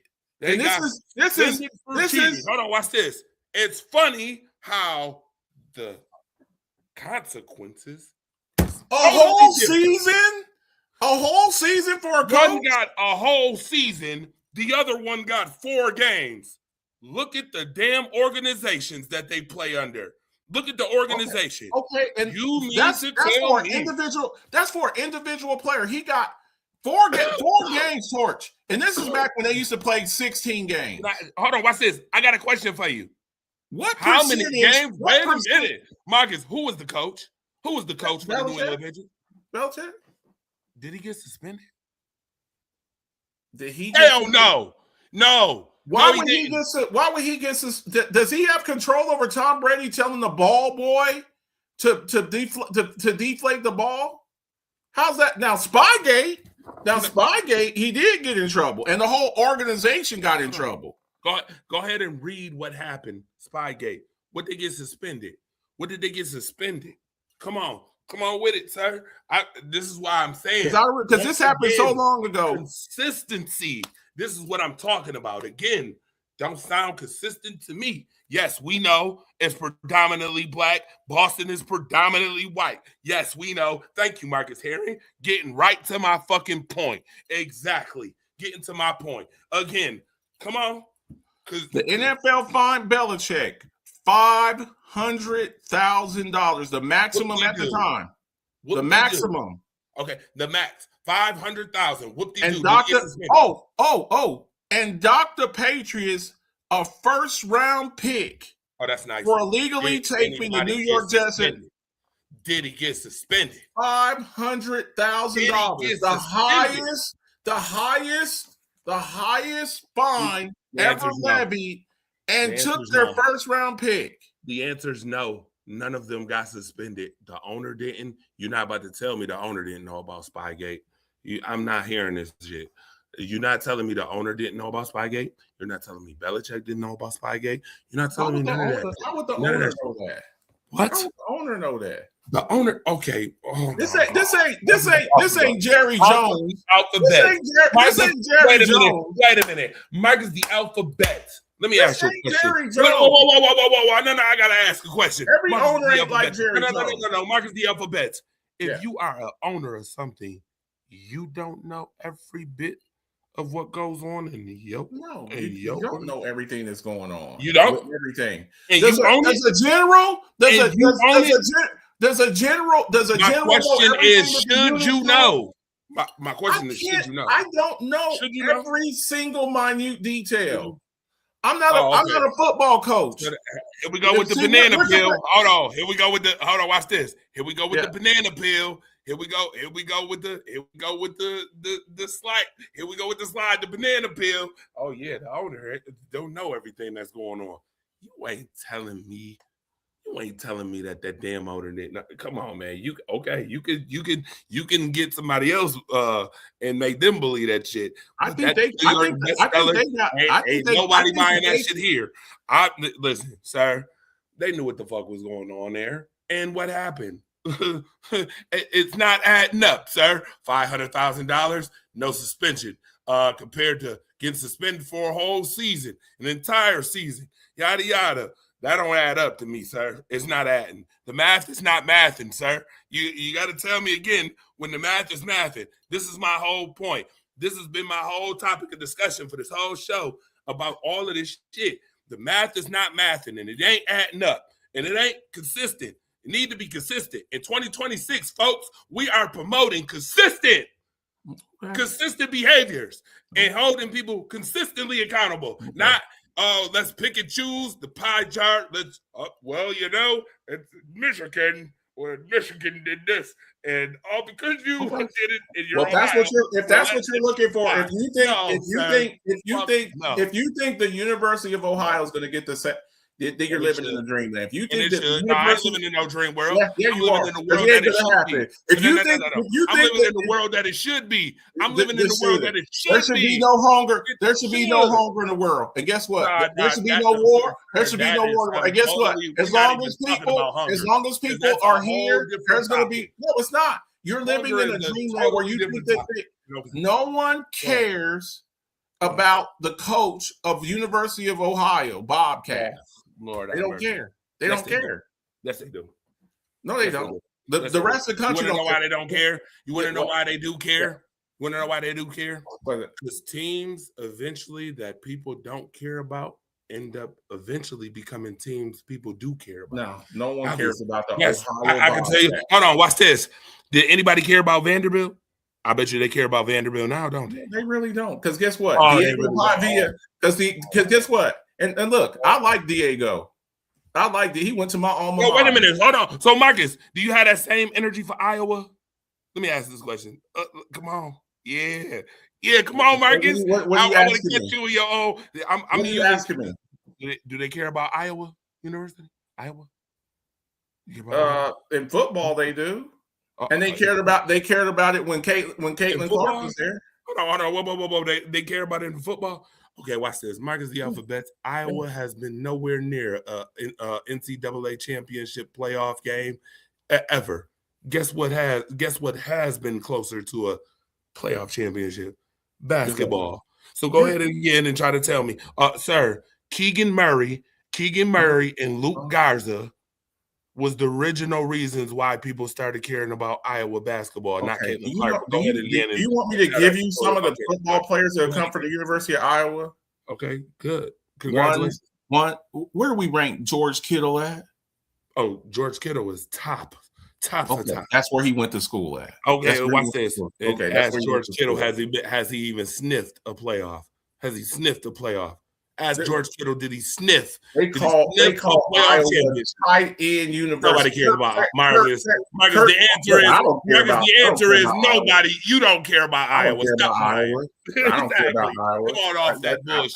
I don't You about to tell me how they care about Iowa? No, they don't. Stop it. No, they don't. Just like don't nobody care about the Ohio Bobcats or the Toledo. Or the Toledo Zips, or the Dayton Flyers. I was just messing with you.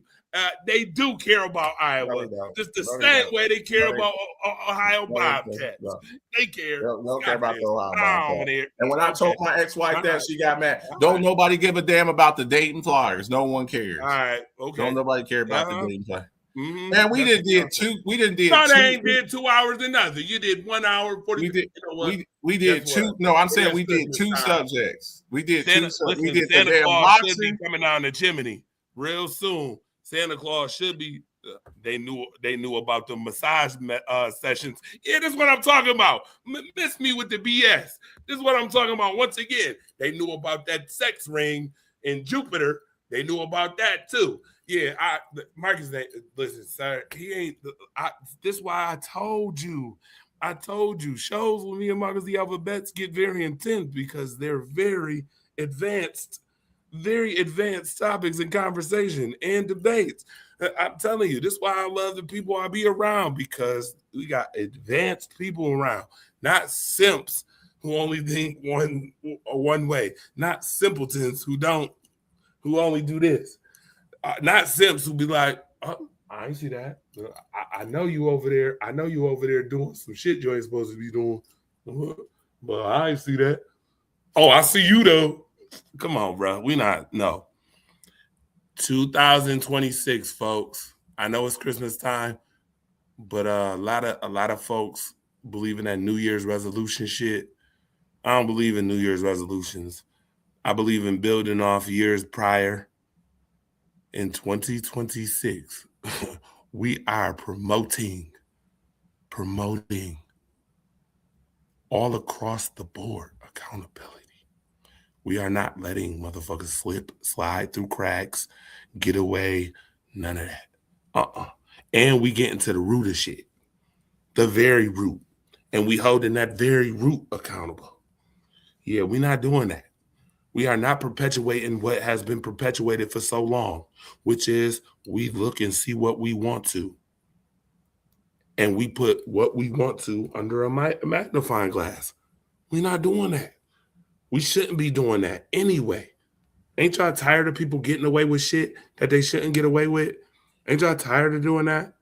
Ain't y'all tired of being the person, to be honest with you, as much as it may be wrong for you to retaliate, aren't you tired of being the person who retaliates to somebody's buffoonery and you the one that get in trouble? But the other person who started the shit, the sole root of the problem, don't get caught? No. You know how you change that? You start putting a fucking magnifying glass to what they do, the root, and stop letting motherfuckers get away and hold people accountable. That's what I've been talking about this whole fucking show. Legitimately. Stop letting people get away. No. Because you know what? They're not going to give you the fucking liberty of getting away. I bet that. I bet you money on that. I bet you ain't getting the liberty of getting away with that. The same liberty that somebody else is going to get away with. We're not doing that. Equality, accountability, across the fucking board. Now, Marcus the Alphabets. Marcus Heron said 2000, Spygate started, Pats won three Super Bowls. Punishment was $500K and a draft pick. Wow. Even punishment, huh? That's what I'm talking. Stop. Marcus Heron. I'm not going there. Marcus know that ain't even. He know that the math ain't mathing. He know that. I'm saying that was the highest fine in history. And then the Belichick got $500,000 and the Patriots got $200K. And a first round pick. So first round picks don't count for nothing. Okay. First round pick or an entire season without your head coach. I'm just you talk about one. Hold on, watch this. Wait a minute. Time out. First round pick for the Patriots who won the Super Bowl. How high was that first round pick exactly? It don't matter. Oh no. Marcus, you don't think that a first round pick that don't matter? Marcus, that's still a pick. There's a guy who first round picks in top 5 first round picks, and you know. Look. We can only pick where we pick. But when they say you ain't getting a first round, when you ain't getting a first round. Didn't the Dolphins get a first round pick taken from them for tampering, trying to get Brady? I think they were trying to get Brady. That don't hurt. Hey, guess what's funny? Nah, it ain't hurt. The Miami Dolphins is garbage. The Miami Dolphins. Let me give you some recent Miami Dolphins first round picks. Go ahead, give me some. Waddle. Okay. Waddle. And then the first round picks that they gave up to go get Tyreek Hill. Go ahead, Tua. Go ahead and say Tua. You ain't gonna say Tua. Tua, yeah. Go ahead. Come on. So I'm just saying, somebody take your all first that round picking. pick. I told you the show been all about picking. I told you that core math. Common core math. Stop this. Melissa, don't make me laugh. I'm already sick with the flu, and you making me laugh. You know damn well that shit ain't mathing. That's that common core math. What's he say? Melissa said that's that common core math. He said, Marcus, come on, Marcus, 3 Super Bowl wins. Are you even? Are you calling that even? No way, you ain't calling that shit even. Again, y'all heard what I said. You heard Marcus's debate. His debate for it. I respect his debate. I get what he's saying. Totally understand as a father. My son would never be stupid enough to give up $40 million to go slap somebody in the face. But at the same token, You understand my debate too, which is we need to hold all that shit accountable, every bit of it. Well, stop. You're saying that, but you're basically saying I don't care about the money. You have. I'm not saying I don't care about the money. That's not what I said. Once again, by me saying holding everybody accountable does not say that I don't care about the money. That's not what I said. I said hold everybody accountable. And I was talking about the media, sir. I'm talking about what we put my magnifying glass under. You know what I'm talking about. I'm not talking about him going to slap. I've never heard of this guy. The guy is getting everybody's researching this guy. Right. Everybody's researching this guy. I wanted to know what his background was, because I'm like, if you got money like that just to be sitting up in stadiums and heckling people, you ain't got nothing better to do than just sit up there. Any team in the league would pay $500K and give up a first-round pick for 3 Super Bowl wins. Damn right. Damn right. Absolutely. Come on. That ain't mathing. He know it ain't mathing. He know that ain't mathing. Marcus know better. Listen, I told you, Marcus do this once a show. He think he's slick. He ain't that damn slick. I told you, sir. We holding everybody accountable. Same exact way. Not letting people slide. Fuck all that sliding shit. No. This ain't Trina slip and slide, okay? We ain't doing that. No. And guess what? You know what's gonna be funny? If they actually really do an investigation, which I highly doubt they're probably gonna do, and it comes out that this dude actually was doing more than what was being said, and that his nephew already came out literally on social media and said that he was planning this, which seems premeditated to me. I mean, but go ahead and keep letting a certain complexion for the protection slide. Okay, all right, keep it up. You see, all I'm gonna say is nobody is above reproach. Nobody is above doing things wrong.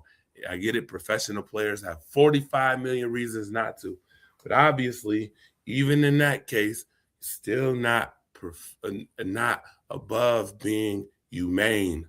Because at the end of the day, Marcus the Alphabets, sir, Marcus the Alphabets, you're just not gonna tell me Pittsburgh didn't notice that they star wide receiver just happened to slide away from the team. To go catch this guy and go grab him by his head and he's a grown ass man. He's a grown ass man. Okay, he's a grown ass man, but guess what? He's a grown ass man. Guess what? Can I ask you a question? Okay, so watch this. He's a grown ass man, right? Yeah. So then you don't hold. So when it comes to Antonio Brown, he's a grown ass man, right? When it comes to Mike Wallace, he's a grown ass man, right? When it comes to who else was it over Chase Claypool?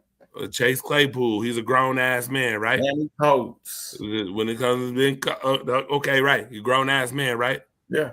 Well, then why do motherfuckers try to hold Mike Tomlin accountable for grown man's actions? Then, if that's the case, I'd love to hear this because I've heard this all this long time. You're preaching the choir. I've heard it on social media too. Mike Tomlin can't even handle his own team, let alone such and such and such. I'm like, dude, you don't win 19 straight. You don't have 19 straight winning seasons if you're not a motivator of men, or you're not, or you don't have your team in line. Shut the entire fuck up. Okay. So why you let? Okay, so you've dealt with all of these You've dealt with all these personalities, right? The Chase Claypool, the Mike Wallaces, and the Antonio Browns. Mm-hmm. So how come you just let George Pickens walk out the door? Oh, so that was Mike Tomlin fault too? No, I'm not saying this. You're just saying he's able to deal with all these personalities. How come you just let George Pickens walk out the door for a 3rd round pick? Okay, I got to hold on. Watch this. I get you. And Mike Tomlin don't make that decision to let him walk out the door for a 3rd round pick. Your GM and owner does. But I will also say this. I preface this. Hold on. Oh! I'm glad you said that. Marcus the Alphabet. Ask your question. Where's Pittsburgh standing right now? Right now, first in the AFC. Oh, yeah. Marcus, do they have the same record with George Pickens or without George Pickens right now? They actually had a better record with Pickens. No, they didn't, sir. The first of all, the Pittsburgh Steelers. They're 8-7. They're 8-7. That's what they were. No, they're not 8-7. Marcus, the alphabets. Where have you been, sir? I thought. Oh no, you didn't just tell they're that 8-7. They're not 8-7. They're just barely over 500. Huh? The Pittsburgh Steelers are 9-6. What? Okay. Okay. That's last year they ended the season 10-7, which means after this week, when they beat Cleveland, they're gonna have 10 wins again, which means they are in the same position they were last year, with him or without him. So once again, I'm asking you the question, sir. Again, they're 9-6. They're 9-6 right now. Yes. Okay. Hey, Marcus, did they win the division last year? No. Okay. Are they going to win the division this year? Well, I don't know. I don't know. Oh, Marcus, the alphabets smells like wager time again. I don't know if they because you want to wager that Pittsburgh win this division or no? I'm just saying because your question is so badly. You sure you want to wager that? Because I'd wager $20 cash app. I'll put your money where your mouth is. I'll wager $20 cash. Do I think they'll beat the Browns? Do I think they'll beat the Browns? Come on with it. Come on. I really don't know. Alpha. Come on, confident alphabets. I don't know. Oh, that's literally. Listen, watch this. That's literally your last name, Bets. Come on, alphabets. Come on. Are the Green Bay Packers? Are the Green Bay Packers going to win the division? Hell yeah. Yep. Really? Watch what I tell you.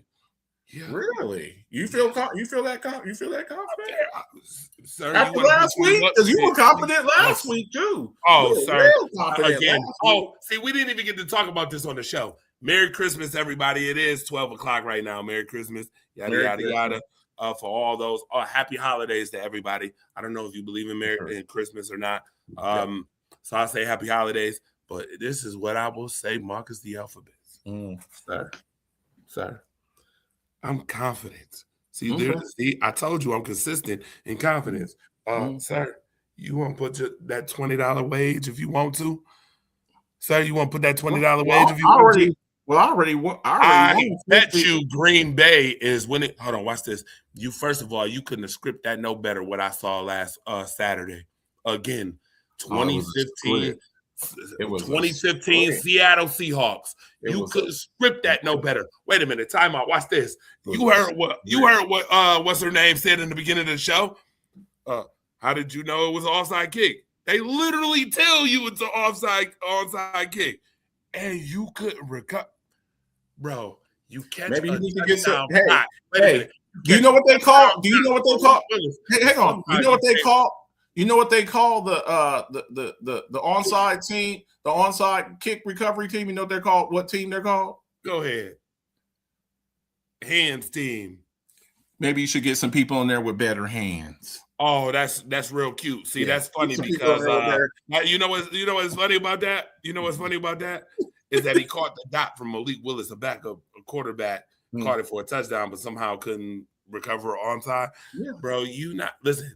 Yeah. If you don't get that 2015 Seattle Seahawks shit out of here, the same touchdown throw, the same catch, Jerome Kearse, 2015, DJ Moore, 2025. Yeah. Bro, you don't get that shit the fuck out of here. As soon as I saw that, I said, yo, Green Bay is losing. I said, they're losing. They, for 59 minutes, the damn Chicago Bears couldn't score a touchdown, couldn't do nothing. No open receivers, none of that shit. How many minutes is a football game? You know it's 60.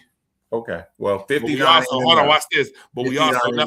Hold on, but watch this. We also know if you recover an onside kick, technically the football game is 59 minutes. Technically, when you're winning a game and there's 13 seconds left, you don't lose it. Technically. Oh, here we go with Buffalo references again. I done told you about this damn Buffalo reference. Technically, when you're up, wait a minute. You shouldn't even did that, because now it's gonna make me want to remind the general public on what you should tell the general public about Buffalo and Josh Allen. See, now I should journalist column you and ask this one question. You know what? I'm gonna save it for another time, because the reveal is gonna be so crazy. It need a whole nother show for it. I'm not even gonna do that tonight to you. It's Christmas time. I'm not even gonna do that. I'm gonna wait. You gonna get it on another show. You ain't slick, and people probably like, what are they talking about? What is he talking about? Yes, there's a reveal that needs to happen, so y'all can stop saying Marcus the Alphabets is a Bills hater. In 2026, we're gonna finally get rid of the allure that Marcus the Alphabets is a Josh Allen Bills hater. We're getting rid of that. But I know what the reveal is. Y'all don't know. Y'all gonna have to wait to the next show to find out exactly what it is. Look at that. Look how the episodes go. They probably all like, what the hell is he talking about? Facts. Players help each other with accountability, especially when you know when one player has an issue. Exactly my Marcus Herring. Yes, sir. Exactly. Yes. Thank you. This is why. Thank you. That's what I'm gonna say. Melissa, he think he's slick. That's new content for you, George. Technically, LOL. You gotta bring me in on for it. Yep.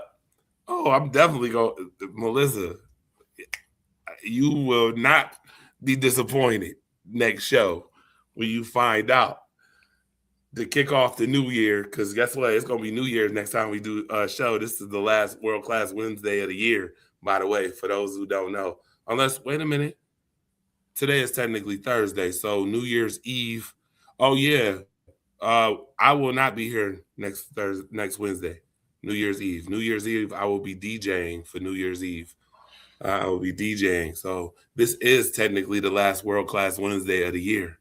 For all those who tune in and watch, we appreciate you all 2025 for tuning in, supporting some of your favorite sports entities, journalists, reporters, the whole 9 yards. I appreciate y'all, definitely. But the new year will start off with a bang, because in 2026, like I said, we getting rid of certain stuff and just make sure that we are consistent across the board when it comes to accountability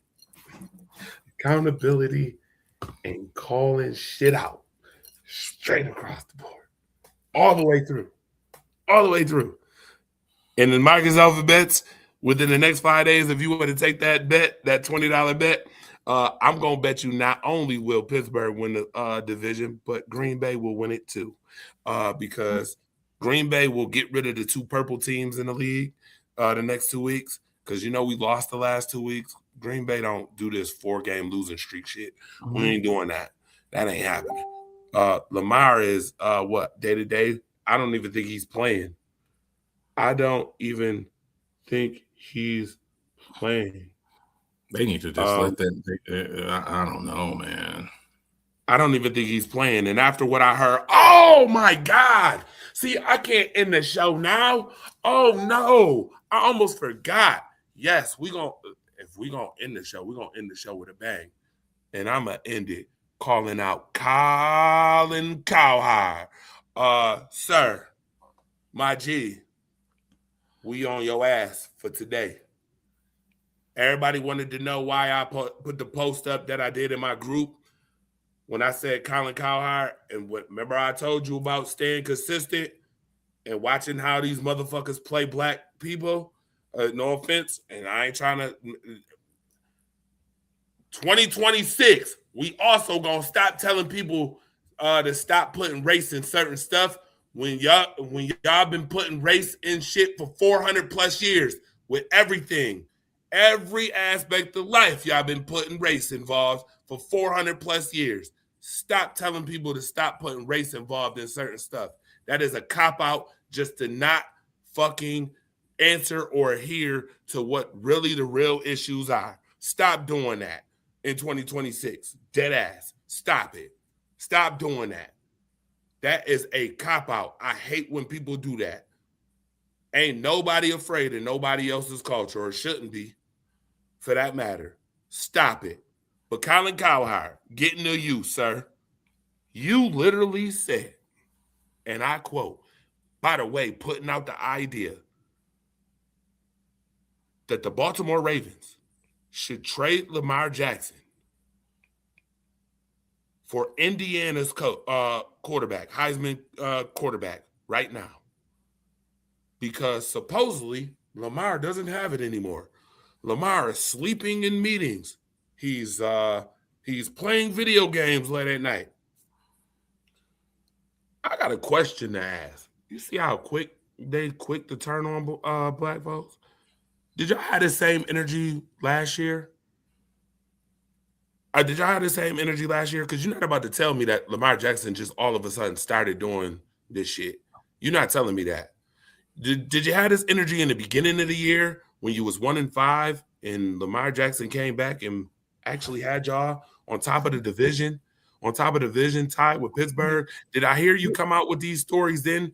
How did Bill Belichick's career ended with the Patriots? Oh, we know. But hold on, watch this. This is where I'm getting to.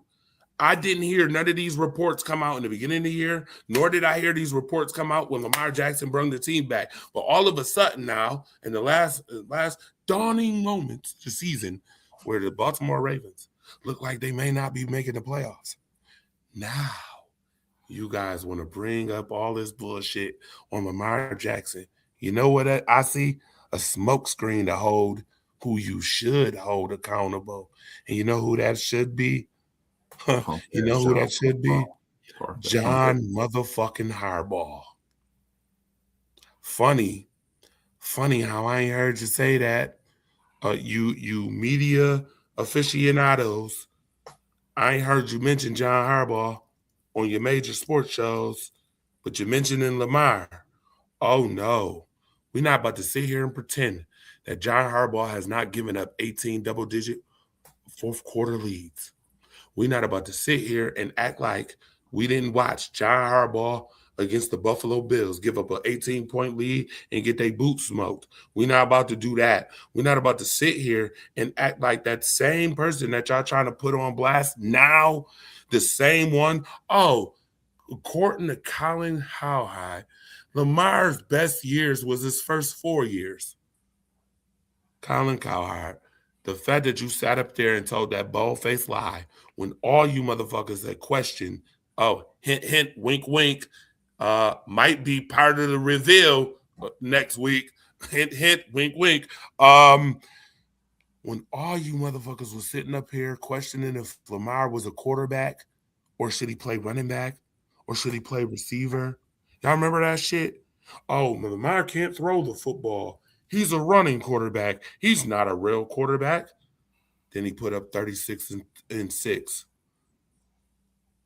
Oh, he's not. He's still not a real. He doesn't have any playoff wins. Then he turned around and became MVP again. Went to the playoffs and won a playoff game or two. Threw 41 touchdowns, 4 interceptions, 4,500 yards, and didn't even get the MVP. But somehow Lamar's good days was his first 4 years. If you looked up, I don't understand how people just sit here and blatantly lie when they know the internet is literally live and kicking. Go look up Lamar Jackson's last 4 years compared to his first, and you tell me if Lamar Jackson's last 4 ain't better than his first 4. Go ahead, though. But go ahead with that lie and push that bullshit narrative. Why? Because y'all so quick to turn on black fucking athletes. See how that math full circle all day? I've been talking about nothing but turning on black athletes all show. See how they do your black athletes and quarterbacks and shit? That's why in 2026, hold these buffoons accountable. Need to be held accountable. Did they hold Pete Rose accountable? Did they hold Mark McGwire accountable? Nope. Did they hold Lance Armstrong accountable? Nope. No. No. Getting a lifetime ban? No. That's not that. Okay. No. You want to know why I say no? Hold on, watch this. and here's why I say no. Are you ready? I gotta hear this. Because all of that shit happened at the end of their careers when they already done played their best days. And cycling, he done did his best cycling, and now he done did his best baseball, and now Pete Rose done did all his best baseball, and now you wanna no, but that's the thing about it. People will turn like my dad says, people will come to they'll come to your coronation and they'll come to your beheading. Right, but they got to do all of this stuff freely with no. Hold on, they got to do all of it freely with no judgment. Lamar Jackson is in year 8 and still being judged. His career is still being judged while he is playing now. They are literally talking about trading this man, a franchise quarterback, Lamar Jackson, right now. During his days playing. We ain't talking about in his late days and after. We're not talking about that. Pete Rose got away with all that shit until at the end of his damn time. And then here we come. By the way, just to be honest with you, fuck the noise about Pete Rose. Y'all need to let him in the Hall of Fame. Stop this bullshit now. Number one. Number two. Stop the fuck shit on Barry Bonds, too. You stop that crap, too. Hello? Let's be clear. I told you I keep it across the board. I in the words, yeah, come on with it. Don't play favorites. Don't play favorites. I'm going to send you that IG reel I was talking about earlier. Truly life-changing to me and not in a good way. Yeah, send it to me. I definitely want to see that for sure, Melissa. Yeah, nah, bruh. Mm-mm. You want to hold people accountable when it's too late, when they already had all their fun. Nah, fuck that.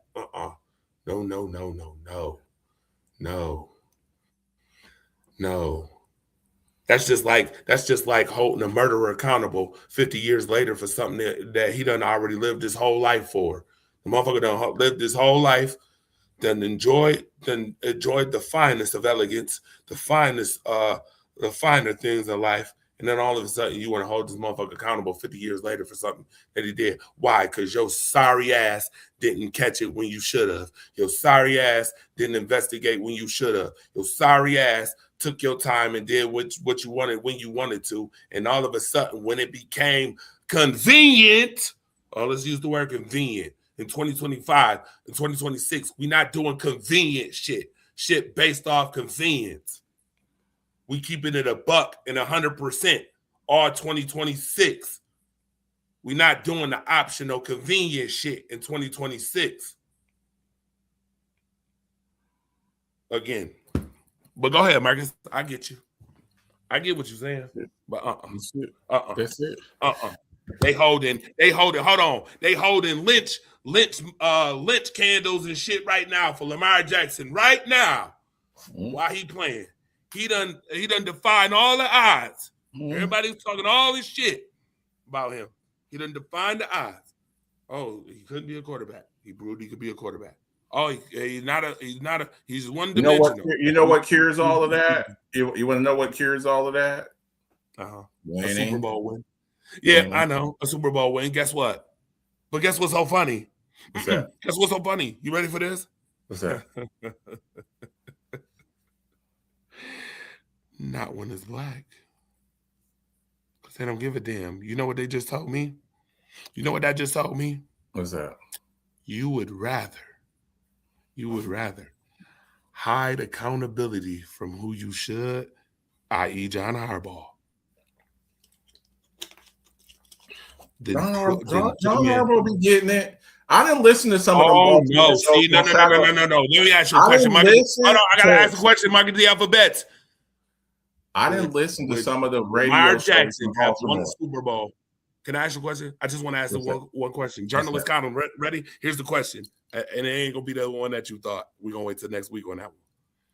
How many coaches would have got Lamar Jackson a Super Bowl ring already? Go ahead and answer that. I'll wait. Go ahead, y'all. I'm gonna wait to hear this answer. There's a couple, but there's a lot of other. There's a lot. Winning a Super Bowl is hard. It's hard. Just having a talented quarterback is not enough.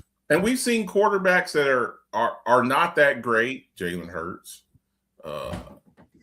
Trent Dilfer. We've seen them win Super Bowls. So just as a criteria of just Super Bowls, winning us only one team wins a Super Bowl every year. How many coaches would have got him a Super Bowl already?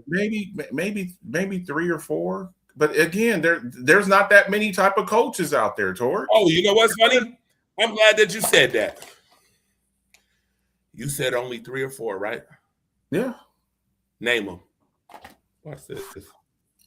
Andy Reid, Sean McVay.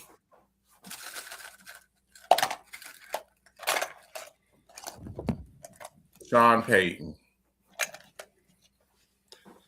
Okay. Marcus, is Lamar Jackson, if he get traded, going to any of them teams that you just named? Well, again, it depends on it.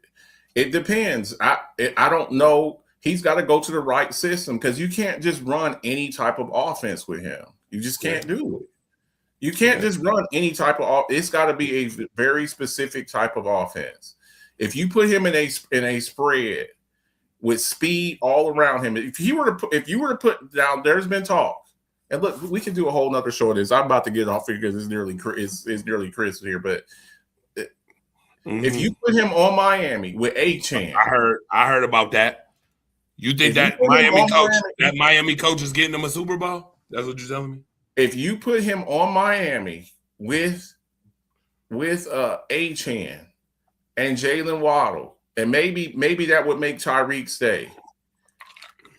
That would be you would probably have the fastest offense in the league. And he's from Florida, he'd be playing in front of his people. I don't know. But then again, for them to get him, Miami would have to give up a whole bunch of assets, which they don't have. So that would gut the team. You would get him, and he would be basically going to a gutted team, and then you got to face Buffalo. Miami ain't got no first rounders? No, I'm saying it would probably take multiple first round picks to get him. If you do that and you give up that type of draft, and Miami's got a high first round draft pick, so instead of getting that offensive lineman that you need or that defense, Miami's got a middle of the pack first rounder. Miami was just talking about Miami. Damn near was in the playoff hunt just last week. Okay, Miami. Okay, so they would be in between 13 to 20, 13 to 17 pick. Okay, so you're picking and you would probably have to give up 2 first rounders. Miami does not have enough talent to give up 2 first rounders. I got a question. Any pick in the first round? Hold on, watch this. Any pick in the first round Miami choosing is worth more than Lamar? They have so many holes. Miami has so many holes. You're going to have to probably replace Tyreek. Okay? And their defense is god awful. Their defense is so now now what you are is an explosive offense with Achane and him and maybe Tyreek and maybe Waddle, and you have a decimated offense with no Jalen Phillips. Oh, okay? Decimated defense, you mean? A decimated defense. What you would be? You want to know what you would be? The Cincinnati Bengals. That's what you would be.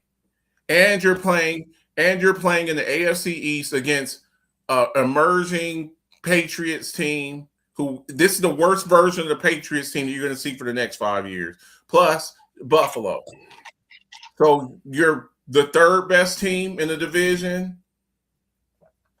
The Jets will still be the Jets. So basically, you're going from one bad. You're going from one. I'm not going. If I'm him, you got to pay Lamar.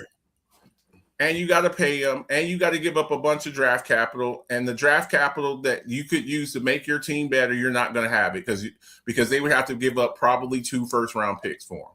No one's going to do a swap for swap with Tua, and then with the Tua, you're going to be punished with the Tua financially because if you get rid of him, he's a $50 million dead cap hit. So. That would him going to Miami would be a disaster. They would be a highly explosive offense with a defense that gives up 35 points a game. So that's a bad idea. Well, we know they dumbasses ain't gonna do that anyway. So, but how come Baltimore won't go ahead and just go get players that was on the block to get traded? Why Baltimore won't go get Jaylen Wilder? Why Baltimore won't go get Tyreek? I'm not understanding that. If that's the case, Jaylen Wilder was literally on the block to get traded this year. Buffalo passed on it. Okay, dummies. Oh, by the way, I'm gonna say dummies. Big dummies. Passed up on Jaylen Wilder for a first-round pick that you don't draft good on anyway. I'm sorry, because they wanted next year's pick and not 2027's pick, as if you draft in the first round great anyway, and as if like your pick ain't dead last in the first. Stupid. Anyway, regardless, big dumb. You're highest scored offense. You don't need a game-breaking wide receiver. Stop this bullshit. You know what's so funny? Marcus the alphabet. See, why you trying to be funny? Last I checked, you're gonna need weapons to be able to move the chains in the playoffs consistently. And don't think that people are not gonna game plan for James Cook. So again, dumb move. By the way, I'm gonna call it like I see it. Dumb as hell. Should have took Jaylen Waddle. Do you know what the Bills offense be with Jaylen Waddle right now? Are the Bills going to the AFC Championship? We'll talk about that next time. I ain't gonna put you on. You know what? New Year conversation. New Year. I told you we're gonna kick off the new year with something with a reveal, and on top of that. And it's gonna tie right into the Bills too. Yeah, we're gonna say that. I will say this though, real fast. They have the cleanest path. They have the most unobstructed. Yes, absolutely. Yeah. You want to know why? Okay, so I'll just explain it real fast, real quick. No Burrow, no Mahomes. Houston, no Mahomes, no Burrow, no Lamar Jackson, most likely. No Lamar, most likely. Okay, so now, second year, Drake May, who has played nothing but losers all year this year. Mm-hmm. Who beat you in Buffalo? Two winners. Who beat you in Buffalo? Again, who winners is right, correct. Who beat Buffalo in Buffalo this year and beat Tampa Bay. Okay, 2. Secondly, second year Bo Nix. Do not hit me with the whole Bo Nix thing because you don't even trust Bo Nix. You told me Bo Nix is wildly inconsistent. Yeah. So, but you know what ain't inconsistent? Sean Payton. Okay. That damn defense. All that defense. That's what you're about to say. We have seen what is the form that ass up this week in Denver? Hold on. Jacksonville tore that ass up this week in Denver. And Jacksonville. And don't think people not gonna watch that Jacksonville game now. Okay. You also have to have And did people watch the Houston film against Buffalo? Right, and they should have. Okay. But here's the thing. But you gotta have the personnel to do. You gotta have the people to do. I get it. Watch this. You telling me there's no you telling me there's no other teams with personnel that Jacksonville got they can't get it done? Again, this is what I'm gonna tell you, and I'm gonna be very mindful and clear. Bo Nix second-year player. There's no way in the hell you can tell me you are 100% confident in Denver with Bo Nix. You ain't telling me that because I don't believe that. I don't. Okay. Sean Payton, are you telling me that you are 100% I trust Sean Payton and I trust that defense. Right. And I trust that Sean defense. Payton and you trust Mike Vrabel, right? Okay. Yeah. Well, guess what? Yeah. Neither one of them can get on the field to do anything. They got to be able to coach the will they way. They're going to have to will their team's way. Hold on. Here comes Jim Harbaugh and them Chargers.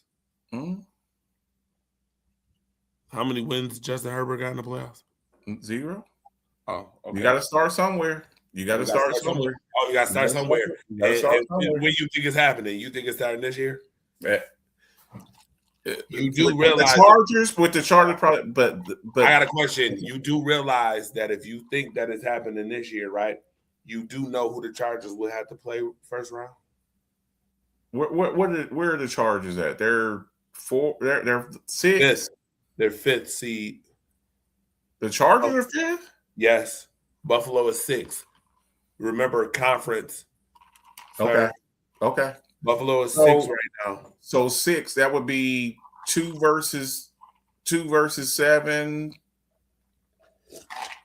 3. You know, 3 versus 6. Who's number 3 right now? Number 3 is the Jacksonville Jaguars. So Buffalo would have to go to Jacksonville? No. But yes. Buffalo would have to go to Jacksonville. Currently, yes. Currently. Do you know who the Chargers will have to play? Chargers, you said are 5th. That would be the 4 or 5 match. That would be Pittsburgh.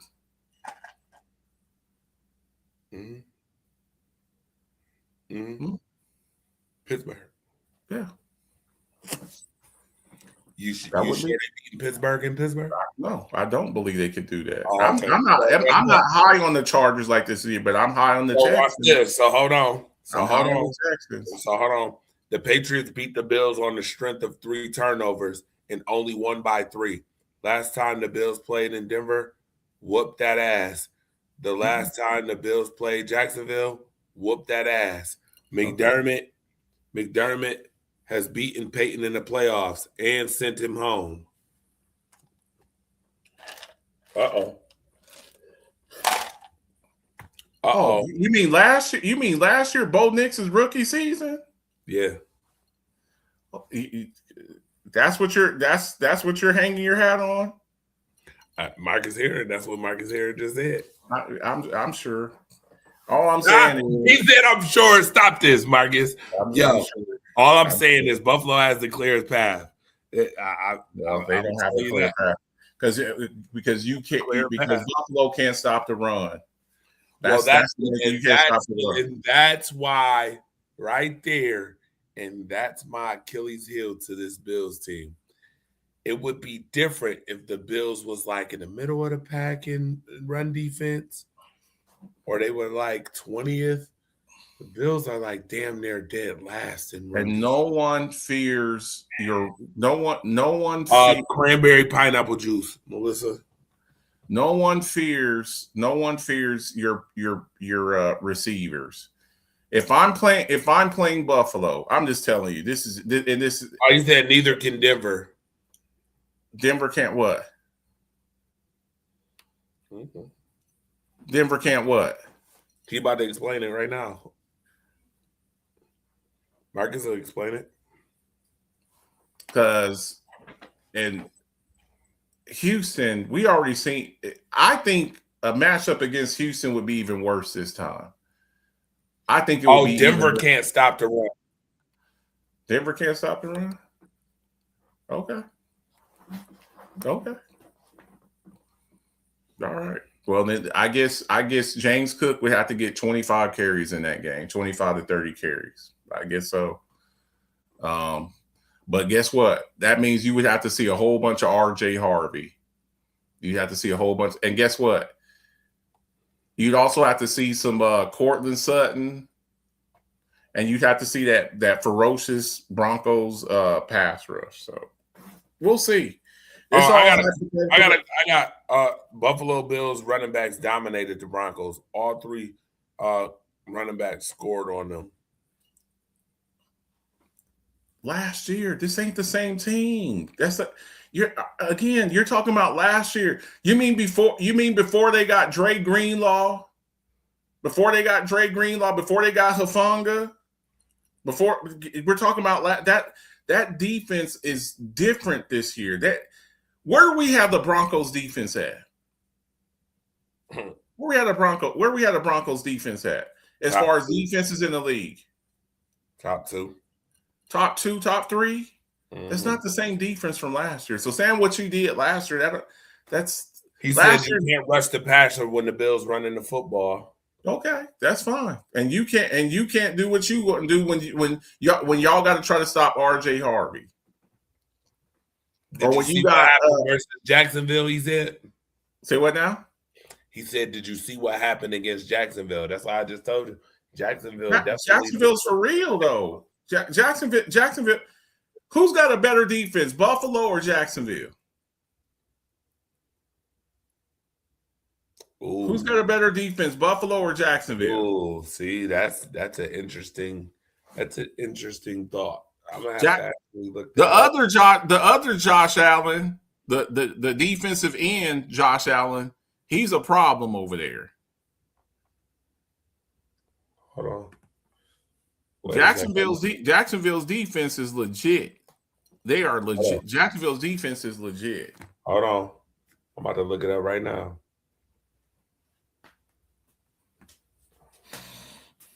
All right. Here it is. Total defense.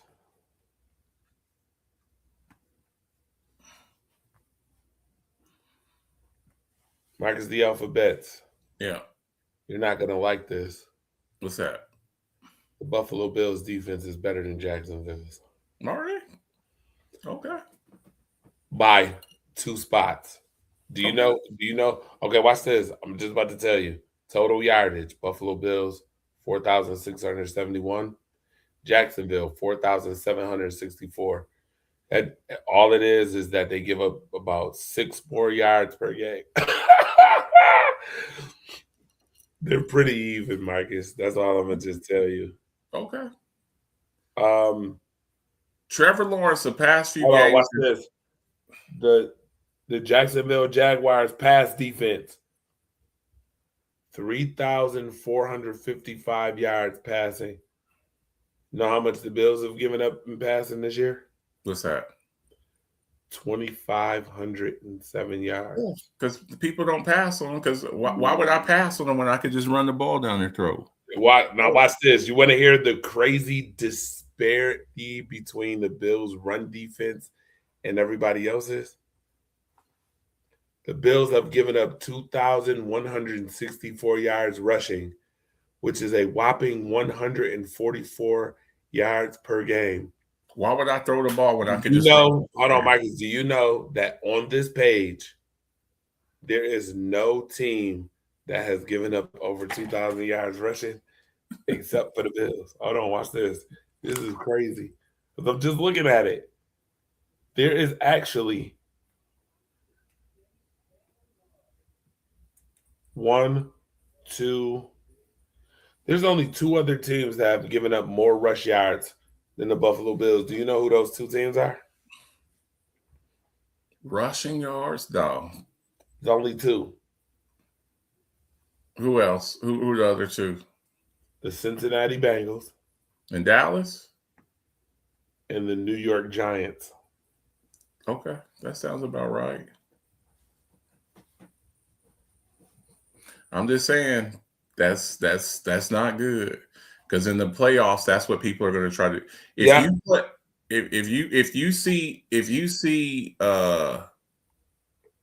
you see the Chargers, they're going to give you a lethal dose of Omarion Hampton and Kamani Vidal.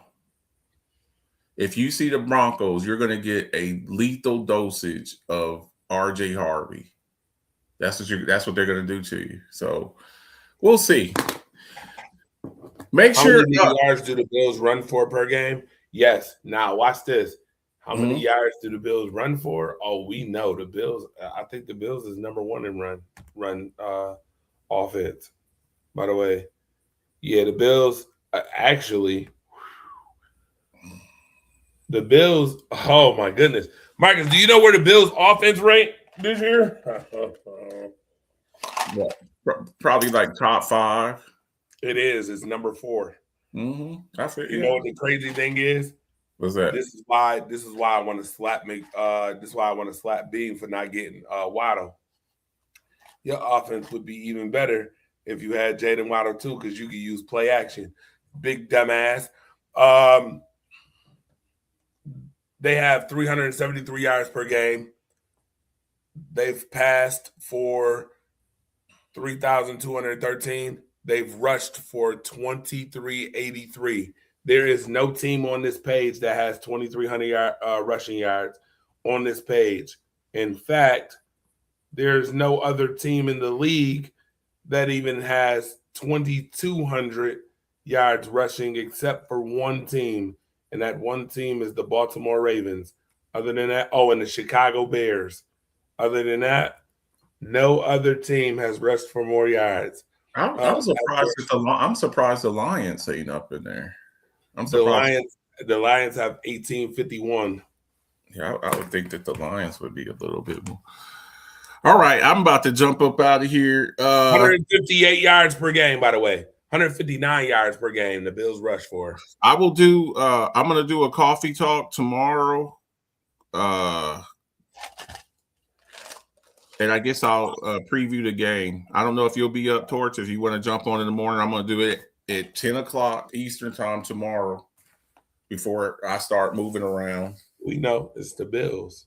The Bills are the number one before the game starts. So I'll be doing a coffee talk tomorrow and previewing. What are there 3 games tomorrow? I'll make my predictions tomorrow. I'll get with Ramona and see what's up with her and get her picks. Make sure that y'all get y'all's picks in for the Alphabet Football Show Pick'ems League. We got 32 games left. We got 32 games left in the regular season. 2 more games left. So 32 teams play 16 games a week for 2 weeks. So there's 32 games left in the regular season. So,